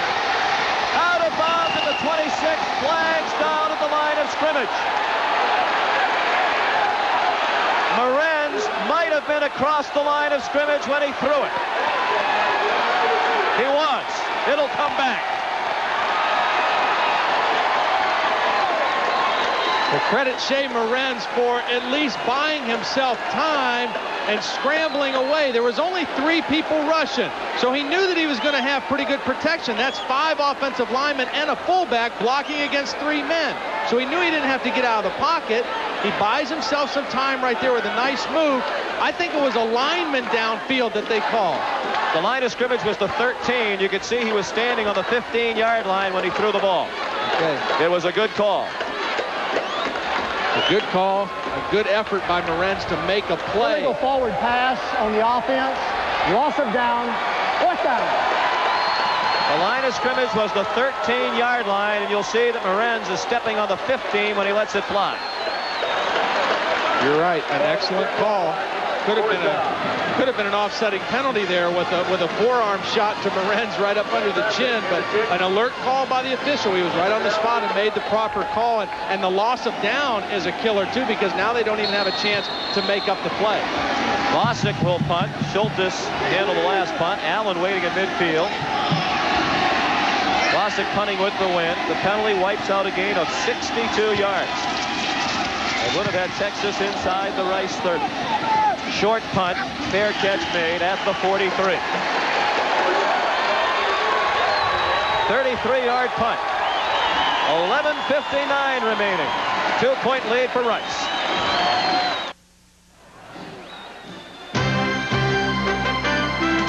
ESPN's presentation of Sunday Night CFA is brought to you by Dodge. The more things change, the more things look like the new Dodge.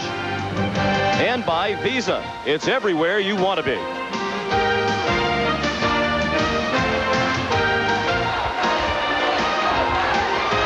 Shea Morenz frustrated on the Texas sideline. His team trails by 2 with just under 12 minutes remaining.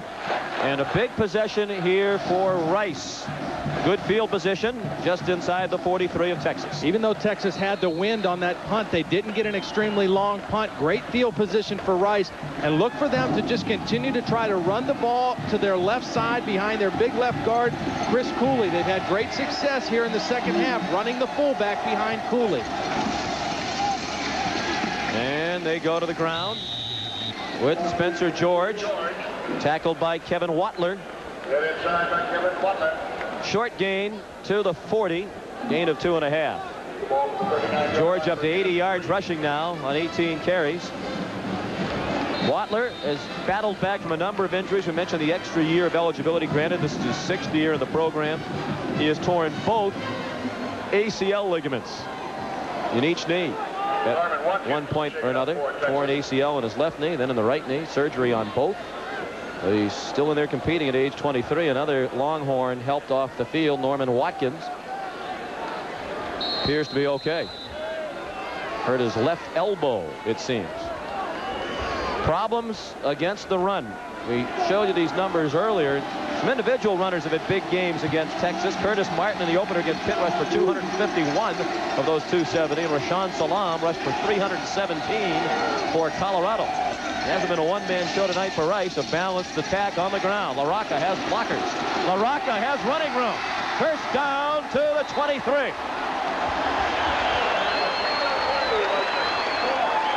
$17 on the caper for Josh LaRocca. Again, they were going to fake the bootleg, but LaRocca has no intention of throwing the ball. They're going to fake the action, and he's going to come out by himself, but no receivers are looking to catch a pass. They're looking to get a block. Look, they're running downfield to block. There's a great block by Cooley. Then Costin is looking to a block. LaRocca is not thinking pass in that situation at all. He's only thinking run the football. Coach Hatfield says he's a drop-back passer. Adjusting to the option, he might have made that adjustment tonight. 64 yards on 13 carries. Spencer George banged down inside the 20. Again by Kevin Watler. Down to 10:40 left. Rice leads 12-10, and At the very least, they're in field goal range. We showed the numbers of the running defense problems that Texas is having. On an average, they're giving up over 208 yards a ball game. On the other side, Rice is coming in. Their run defense only giving up 116 yards a game by comparison. And right now, that's what this game is coming down to. Who's going to be able to stop the run and who's going to be able to run the football? And Rice really attacking the center of this Texas defense. Timeout called by Rice. They have 2 remaining with 10:15 left. And welcome back to Rice Stadium, where Josh LaRocca, as we mentioned earlier, has really been running the ball well. One of the reasons why he stayed in Houston over the summer, and he built his body up 12 pounds. He lifted weights. He was here for 2 reasons. 1, he wanted to get bigger. 2, he wanted to get better. So he studied that new offense installed by Coach Hatfield as well. And he's battled injuries throughout his career, particularly a broken collarbone back in 1992. He started that season as the starting quarterback and wasn't the starter again until this year. He's rushed for more by far than the Texas team that has 13 yards on 19 carries. Rice total yards rushing tonight, 203. They have it 2nd down and 6. 10:15 remaining. 2-point lead for the Owls. Edmonds in trouble. Edmonds thrown for a loss by Kevin Watler. Flag thrown late. Thrown where the tackle was made, where you might expect a face mask call. This is going to be a huge break that goes against Texas because it was very well defensed. They stopped it at the point of attack. They forced the back to go wide, and then good pursuit and good speed by Watler makes a nice play, but he had his hand on the face mask and a tough break. Take a look at Watler now. As the play is stuffed and the back breaks to the outside, watch him just get a good angle. Perfect tackling angle, but the left hand clearly on the face mask, and the penalty.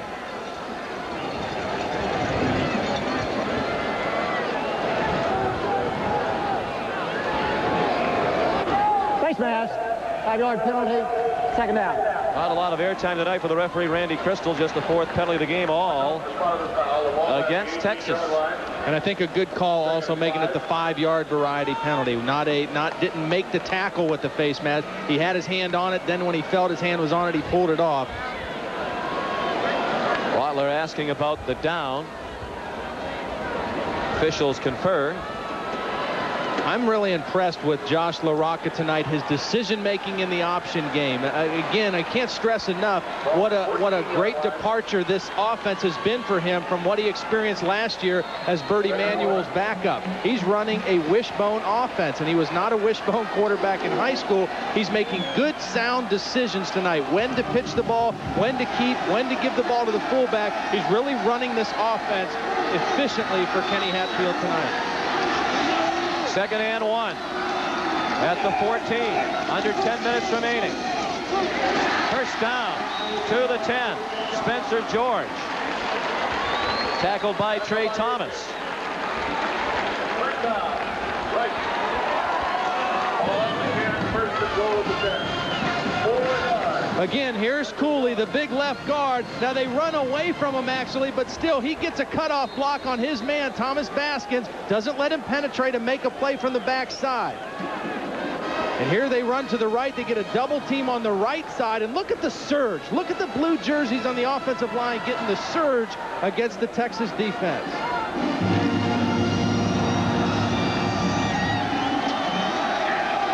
It is 1st and goal. Those the football on the 10. They cannot get another first down without scoring a touchdown. Spencer George inside the 10 to the 7, and time becoming the ally of Ken Hatfield. Down to 9 minutes left. 12-10 Rice.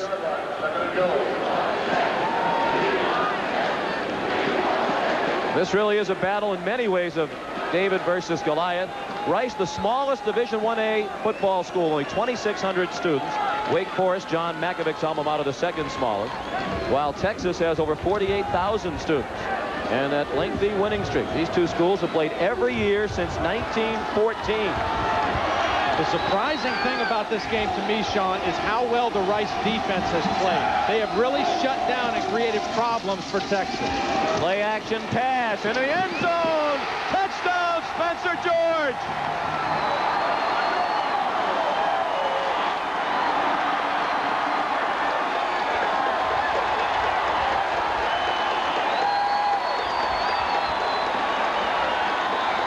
They've run the play action fake off the bootleg, but LaRocca has never thrown the football out off of it. He's run the ball every time that they've run the bootleg. This time they faked the bootleg, and he throws it to Spencer George for the touchdown.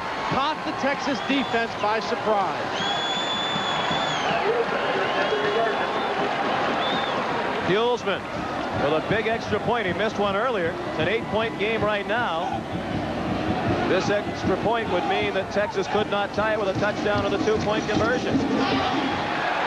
It's good. Only 3 completions tonight for LaRocca, but 2 of them have gone for touchdowns, and Rice leads by 9. 8:21 left. Rice leads by 9 after the second touchdown pass of the game thrown by Josh LaRocca. What you're going to see, here's the tight end. He's going to run and turn out, okay? The fullback is going to just slip out behind him. Now, the defensive backs of Texas are they're only going to cover the tight end. 2 guys are going to run to the tight end. You can see it right there. Nobody picks up the fullback, and LaRocca does a nice job with a little touch pass right over the head of the strong safety, Trey Thomas, into the arms of Spencer Gordon. Congratulations from Hatfield to LaRocca. 6 plays on that drive, 5 rushes, and then the touchdown pass. The face mask penalty was a big call against John Makovic's team. Took a 4-yard loss and turned it into a 2nd and 1 situation for Rice. LaRocca's only 3 of 7 passing for 45 yards, but 2 of the completions have been for touchdowns. You wonder why 2 men ran to the tight end. Rice has not completed a pass to a tight end this season. But in that part of the field, when you're down by the goal line, the tight end is the primary receiver in a situation like that. Again, Nelson kicked it to the sideline. And Josh Sumner stepped out of bounds near the 35. Number 35. Ken Hatfield says, we're not concerned now with continuing the improvement of the program or continuing a streak of winning seasons. Our goal is to go to the Cotton Bowl this year representing the Southwest Conference. And with this performance tonight, you have to think that's a legitimate shot.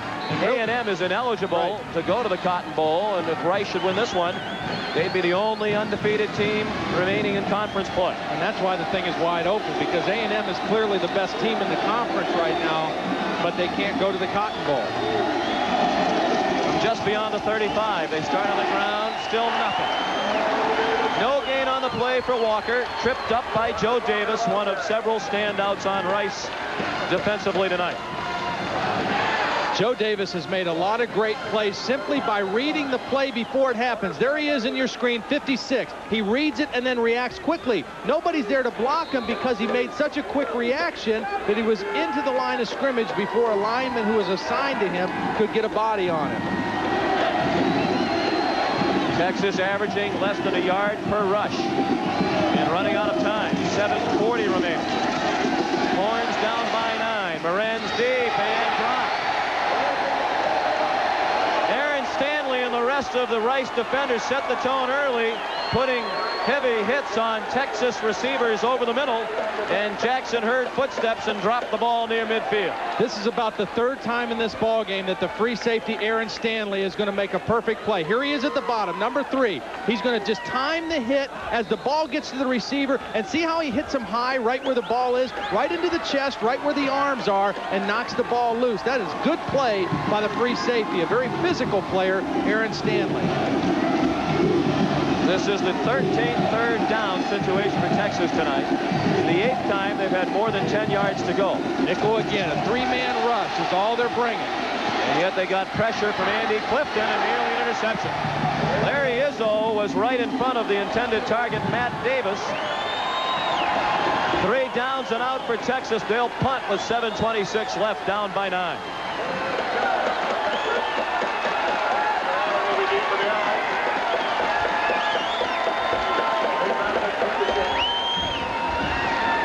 Emerson Allen waiting for the punt from Vasek.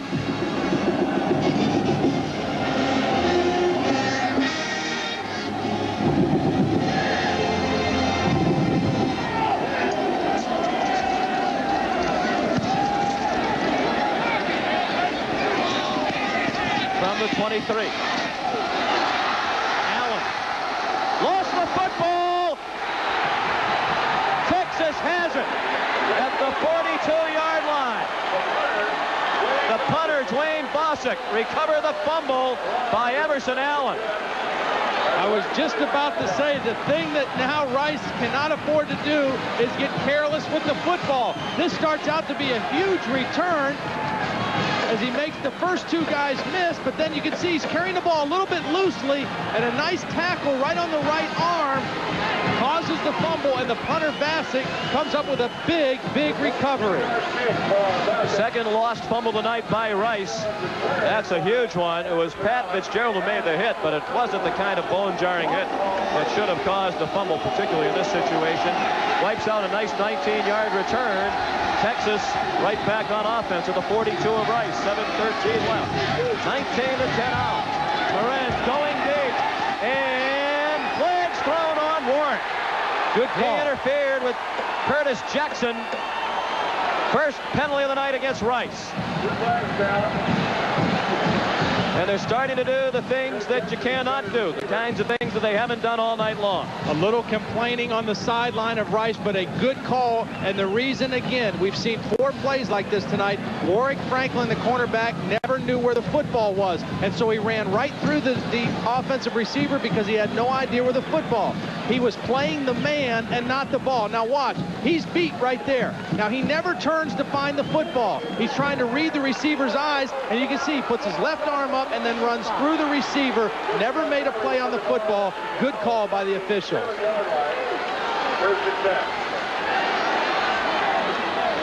15-yard walk-off from the line of scrimmage. First penalty against Rice tonight comes with 7:06 left. The reason the turnover was so critical is Texas has proved that they can't drive the football on this defense. Rice has played great defense throughout the night, but now you've given them the short field to work with. Swing pass, dangerous. Izzo couldn't make the tackle on Roderick Walker, but it's still a loss on the play. Back to the 30, loss of 3 as Izzo got help from Joe Davis and Brenton Goins. You mentioned a dangerous throw. That was a very, very risky throw because he's going to throw it to the wide side. It's kind of a little swing pass to the back, but look how he just kind of floats it, and that ball's in the air a long time, and that allows Izzo to come over and make good contact. Walker doesn't go down, but that play really didn't have a chance because the ball was in the air so long. It allowed this fast Rice defense to run to the ball. Izzo officially tonight 4 tackles, 3 passes defended. Second and 13. Lorenz running out of time. Dumps it off, incomplete. Happy just to get rid of it. He was on the verge of a sack.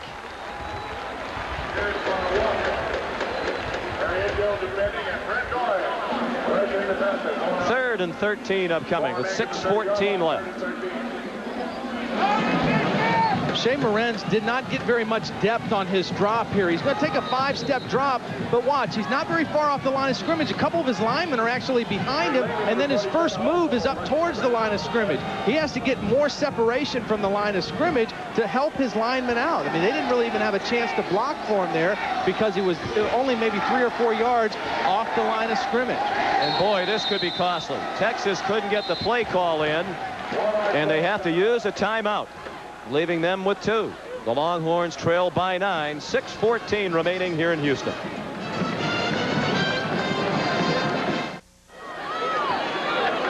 Rice leads by 9. Trying to pull off the last surprise in this surprising weekend in college football. Coming up immediately following this game, Sports Center.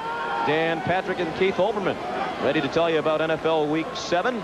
The Chargers are trying to go to 6-0. They'll also the details of the heated confrontation on the sidelines between Jeff Hostetler and Raiders coach Art Shell. And the Sunday conversation is with the Pistons' Grant Hill. That's Sports Center with Dan and Keith right after Rice, Texas. Almost sounds funny saying Detroit Piston Grant Hill. That was all those great years for Duke. 3rd and 13. Watch the deep square in. That's been their favorite route. And they go to it. Very close to a first down. They drop the ball. Ruled incomplete. Apparently it skipped in to Roderick Walker. It would have been short of a first down, and an interesting decision for Makovic, as he does need 2 scores. And it's still an interesting decision. and the field goal unit has come on. Yeah, have to kick the field goal here. You've got the wind with you. You've got the strong leg of the kicker, and you need 2 scores to win the ball game. So good decision. They took a shot at it, throwing the deep end. That's really been their high success pass here in 1994, but good decision. The percentages are with them to kick the field goal here. 6 minutes left in the ball game. Let your defense get you the ball back. This will be a 47-yarder with the wind. He had plenty of leg on the 44-yarder. With 1 for 1 tonight, he's 11 of 13 for the season. That needs to hook, and it did not. They still need 2 scores. A huge miss for the Longhorns with 6:02 left. Credit Chad Lucas for making a good catch and a hold, because that snap was a little bit behind him. He did a nice job catching it and getting it set down, but maybe it wasn't the perfect spot that Dawson needed to make that longer field goal kick. Take a look here as you see the snap. It's off, going to be to his backside. He makes a nice catch and brings it down, gets the laces turned. Everything looked good from that angle. Just didn't get the hook as you called for. Didn't get that draw. We can relate to that. You hit him straight when you never wanted to hit him straight, don't you? Yeah, when you're set up to do something else, that's when you hit it straight. From the 30. Costin. Got 2. They're content to run time now. Well, we said early in the game, Gary Darnell, the Texas defensive coordinator, said the key for his defense tonight is we can't let Rice be on the field for 35 or 40 minutes. And that's exactly what Rice has done. Yep. Both teams have, and that's been a key statistic, a key number for them, their ability to possess the football on their opponents. And Rice, because Texas has not been able to stop the inside running game of Rice, they have not been able to get their defense off the field very much tonight. Joey Ellis injured on the play. And if this score stands, it's going to be a gut-wrenching loss for Texas, a game they thought they would win, and a very costly loss in terms of injuries to a team that is already decimated by injuries. Not only has Texas won 28 games in a row, but they've also won those games in that streak by an average margin of victory of 23 points. So they haven't even, over the years, haven't even been close games. This is a huge, potentially a huge win for the Rice program. Pat Callahan got very little, but the clock runs down to 5 minutes. Stopped inside by Tony Brackett. They spot the ball just shy of the 34. They'll need 6 on 3rd down to pick it up. You know, this game is going according to script for Kenny Hatfield, because with this kind of offense and this kind of philosophy, you've got to stay close in the ball game or be ahead so that you can continue to run the football, eat up clock. You don't have to depend on your quarterback to throw the ball 30 or 35 times in a ball game and bring you from way behind. I mean, everything has gone exactly the way he needs to play with this football team. They're running out of time to get the play off, so Rice used another timeout. The Owls have 1 left with 4:31 remaining. Rice by 9.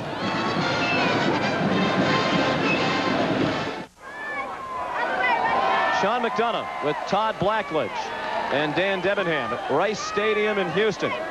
Last trip to this stadium for Texas as a member of the Southwest Conference. That's big Blake Brockermeyer, their All-American tackle, their Outland Trophy candidate, and has that look in his face like he just can't believe this is happening to his football team and this is senior year. Trying to console some of his teammates, basically telling them right now, if our defense stops, we will get the ball back, and there's still 4 minutes left in the game. Defense needs to stop here. 3rd down and 6. On the ground, they're short of the 1st down. Spencer George plowed up the middle, came up 3 yards short. Now if you're Texas, it was Pat Callahan. Check that, not George. Texas does use a timeout, answering the question I was about to ask. And that leaves the Longhorns with only 1. rather than go for a block punt here, too, with the fact that Rice is kicking into still a pretty good wind, I would try to set up a return. And again, they miss Michael Adams. I mean, he is one of the premier return men in the country, but still set up a return, try to get a good yardage on the return, know that the kick into the wind isn't going to get a great distance kick anyway. Rather than go for the block at this point, go for the return. There's a look at the flag. The breeze that Phillips will be punting into. Sports Center coming up next.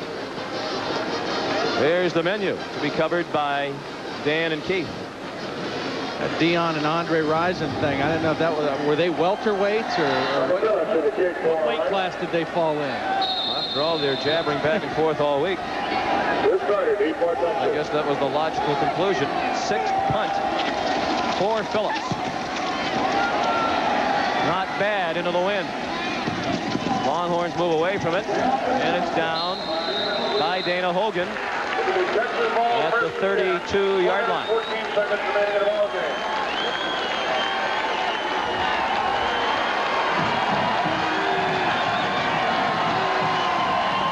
I think that was a mistake by Chris Carter. I know that he kind of got fooled with where that ball was going to come down because of the wind, but they did set up the return, but he didn't field the kick, so they didn't even have a chance to get the ball up towards the 50-yard line on a return. Again, they miss Michael Adams in that part of the game probably as much as anything. His ability to make big plays in the kicking game, they haven't had any of those tonight.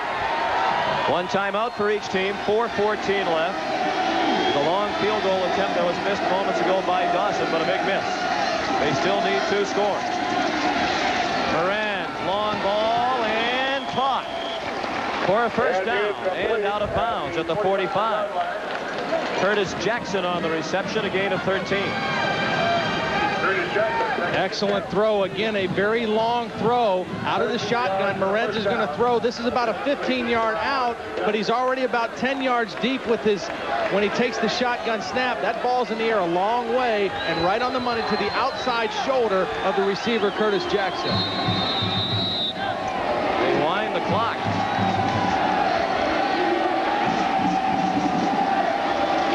Under 4 minutes remaining. Moran, sideline again. Same result. They stop the clock again. Curtis Jackson into Rice territory at the 42, gain of 13.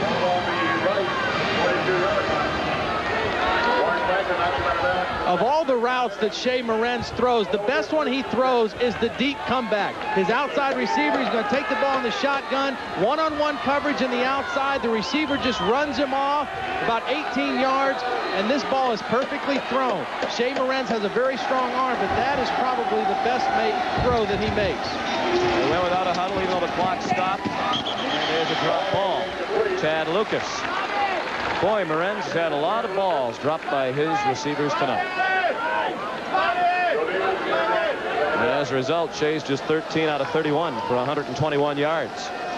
That's why sometimes I think it's good practice, you know, when you're practicing at home, even if it's a beautiful day, to practice a wet ball drill, to wet some footballs and throw and catch, and make sure you're used to catching a ball that's wet. If you're always practicing either in a dome or in perfect conditions, you're not used to how the ball changes in weather situations. 4 out of 5 games for Rice this year have been played in the rain. Only the game at Kansas State was on a dry field. That's caught over the middle, short of a first down. Matt Davis to catch. Joe Davis put the hit on him. But they're still about 5 yards short of the first down, and the clock's running down to 3.5 minutes. 19-10 Rice. Owls inching closer to their first win in 29 tries. First win since 1965 against Texas, and they play every year. 3rd and 5. Morenz looking for more than a 5. Throws, dropped. Oh, Jackson might have had a touchdown, but Curtis couldn't hang on inside the 20-yard line. That's a perfect throw by Morenz, and that was not his primary target either. He was actually going to go to the fullback. The fullback was his primary target. Here's the fullback right here. He's going to come out on an option route, but he's going to be covered by the linebackers in the zone. Morenz wanted to go right there for the short completion, had to reload, and then makes the great throw across the middle, and that ball has to be caught for the Longhorns. And you could say that about a lot of the passes tonight. The Rice defense has played exceptionally well, and they've also had some help from the Texas receivers. They pressured Moranz. Up for grabs. What a catch. And they spot him with a first down at the 31. What a catch and what a spot. Well, try somebody different. Quentin Wallace, his first career reception. He's a redshirt freshman out of Rosenberg, Texas. And where has he been? Well, a couple drop balls. You better put somebody else in there. Maybe he'll make a catch. Watch how did Wallace go up in the air and make the catch. That's the best thing he did. Went up at the highest point and made the catch for the first down. Clock under 3 minutes. The sideline. Davis made sure of the catch, but did not get out of bounds, and he's short of the first down. Bobby Dixon had the coverage. They'll go right to the line. Second down and 1 at the Rice 22. Rice leads by 9, 2:40 remaining. That's 2 plays in this drive where they've made a completion on the sideline and have not gotten out of bounds. Waste a lot of valuable time when that happens. Only 1 timeout left for the Longhorns.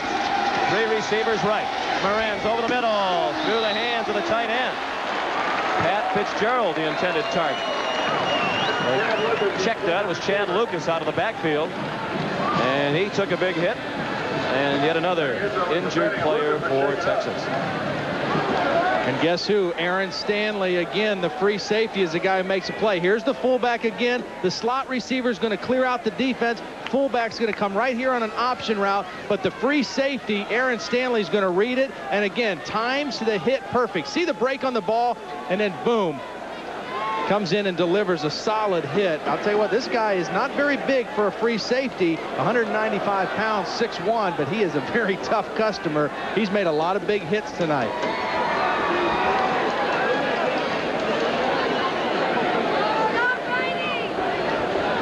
But again, Sean, a ball that probably should have been caught. It was thrown where it had to be thrown. And Lucas, normally very sure-handed, couldn't come down with that catch. Moranz on this drive, 5 out of 8 for 46 yards, and the 3 incompletions have all been drops. Right, should be 8 for 8. You're exactly right. Lucas just now sitting up and being helped to his feet. Juan Kemp, the starting fullback, already had to come out of the game earlier, so a very physical football game, a defense by Rice that has really sacrificed size for speed, but they make up for it in their ability to fly around and make great hits. And it's a very aggressive bunch of defenders. Third down, a long one. 2:27 remaining. 1 timeout for Texas. Rice leads by 9. Again, they flood the right side. Moranz throws it out to the right. It's caught. Nice over-the-shoulder catch by Kenny Harrison, another new target. That's his first catch of the night. It goes for 8 yards and a first down and stops the clock at the 14-yard line. Kenny's a sophomore from Port Arthur, Texas. Well, a great job by Shea Moranz staying in the pocket as long as he could, knowing he was going to get hit as a man came free to his inside, stayed in there and made the throw deep to the sideline for a big catch. And Texas went without a huddle, even with a clock stop. Moranz steps up. Moranz running. And a lot of time will run unless they use the timeout. Izzo ran him down. With time, the biggest concern, he might have been better off if he didn't have him just to throw it away. Yeah, he's got to get into a little bit more of a sense of urgency right now. They've got to score twice to take the lead again. He got 5. He's under pressure. He throws. Incomplete. Excellent coverage by Dixon on Wallace. 3rd and 5. Bobby Dixon, who's made a lot of good plays in the defensive secondary tonight, again, right on the tight coverage as they try to get the ball into Wallace. Dixon right there with his right hand gets a piece of the football and knocks it out. That's good coverage, man-to-man situation by Bobby Dixon. 3rd and 5 for a first down, 9 for a touchdown, 1:48 left. A lot of zone defense by Rice. They're playing a lot of zone, using the back of the end zone as an extra defender. Blitz! Izzo got him! Larry Izzo came on the blitz and got him at the 15, and the Horns will use their final timeout. I just made the comment that Rice had been playing almost all zone in this drive, forcing the underneath throws and the throws to the sideline. That time they came with the blitz from the outside. The two outside linebackers came, Izzo and Davis. Izzo came unblocked. Here he is right here. He steps up late. He's going to come from the outside. They're going to bring pressure this way. They'll block it on the right. They won't block it on the left. They release the halfback, and Izzo comes free and hits the quarterback, Morenz.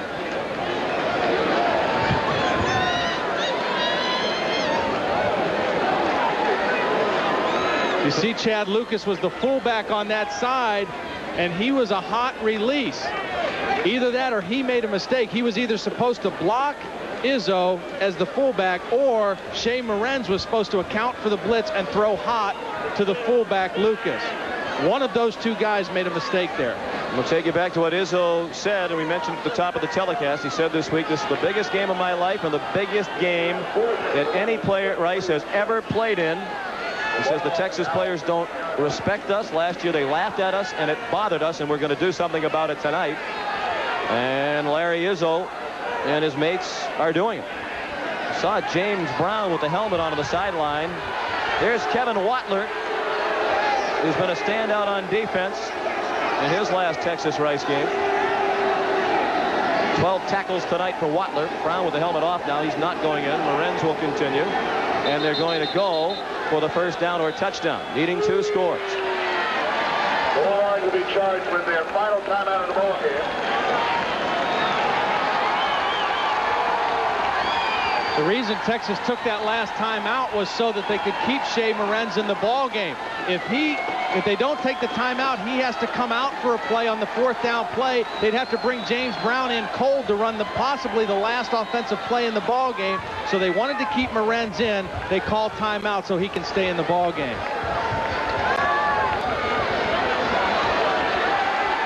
If Texas doesn't get at least 11, the game is over. 4th and 11 for the first down. 15 for a touchdown. Blitz again. 2 plays in a row. They didn't get to him to the end zone. Great catch on a night of drop balls by Texas. Matt Davis, a tremendous catch. 15 yards and a touchdown. And don't turn off the TV just yet. They brought the same blitz, but this time the fullback stayed in. He did not release on the pass route, and he made the block on the corner. It's all picked up. Morenz knows he has man-to-man coverage and throws a perfect strike on the post pattern. And Davis, very sure-handed at the end of that play. His second touchdown reception of the season. They're going for 1, which means they can win it with a field goal. Dawson adds the extra point. It's 19-17 with 1:27 left. And undoubtedly the onside kick upcoming from Texas. Okay, here's Izzo again. He's going to come on the blitz, but this time the back is going to come and block him. He's not going to release in a pattern. They're going to pick him up. Actually, the tight end pulls off and blocks him, but they account for all the blitzers. That leaves man-to-man defense by Rice and a touchdown for the Longhorns. It's a 2-point game. We'll be back for the final minute and 27 after this. Football fans, get ready for Sports Illustrated's exclusive NFL Team Kickoff Kit. Free with your paid subscription to SI. Just tell us your favorite team. Cowboys! Packers! 49ers. And we'll give you more than ever before. This is incredible! I love it. Your Team Kickoff Kit starts with your official 1994 team video. Free Cowboys video? Free Browns video? If I got a free Giants video, I'll be the luckiest man in the world. Oh, man! Where can I get it? It's an inside look at your favorite team. Brought to you as only Sports Illustrated can. And ain't no surprise! Your Team Kickoff Kit also brings you this authentic NFL team cap free. It's an unbelievable football package that no real fan can be without. Call now. Use your credit card. And you'll get 54 issues of SI for only $1.47 an issue. Save over 50% off the cover price. And your incredible Team Kickoff Kit is free. Nobody gets you into football like Sports Illustrated. Get into it. Tonight's Visa players of the game are from the University of Texas, Kevin Watler, the senior from Houston, Texas. 12 tackles and a forced fumble tonight for the Horns. And for Rice, the quarterback Josh LaRocca has done a great job leading the option attack. He's only passed for 45 yards, but 2 of his 3 completions have gone for touchdowns. He's rushed for 64, leading the balanced Rice offense. As part of the continuing effort to further the development of amateur athletics, Visa is proud to donate $1,000 to each of these universities and $1,000 to the U.S. Olympic team on behalf of these athletes. LaRocca made a lot of great decisions in the ball game, too. Now he's going to have to protect the football again, as Texas is most assuredly going to go for the onside kick here with no timeout. They've got to get the ball back right here. They can't stop the clock defensively if they don't get the turnover. Onside kick upcoming. Dawson. Texas floods the right side. Big bounce. Free ball. Fielded by Rice. Ed Howard, a wide receiver on the hands team up on the line. Fielded it at the 46. Texas got the bounce it was looking for, but couldn't take in the free football. We used to call this the All-State team. Ed Howard's on the end line, the good hands team. You can see the high bounce is going to go over the front line. It touches 2 players, 1 Rice player, 1 Texas player had a chance, and Ed Howard sure hands it at the back. Eric Jackson had his hands on it for Texas, but couldn't corral it. That's all you can ask for on an onside kick situation, is to get 1 short bounce, then the high bounce, and just get a chance to get a hand on the football. And they got their chance, but a good play by Ed Howard. Now all Rice has to do is go to an E. Texas, no timeouts left.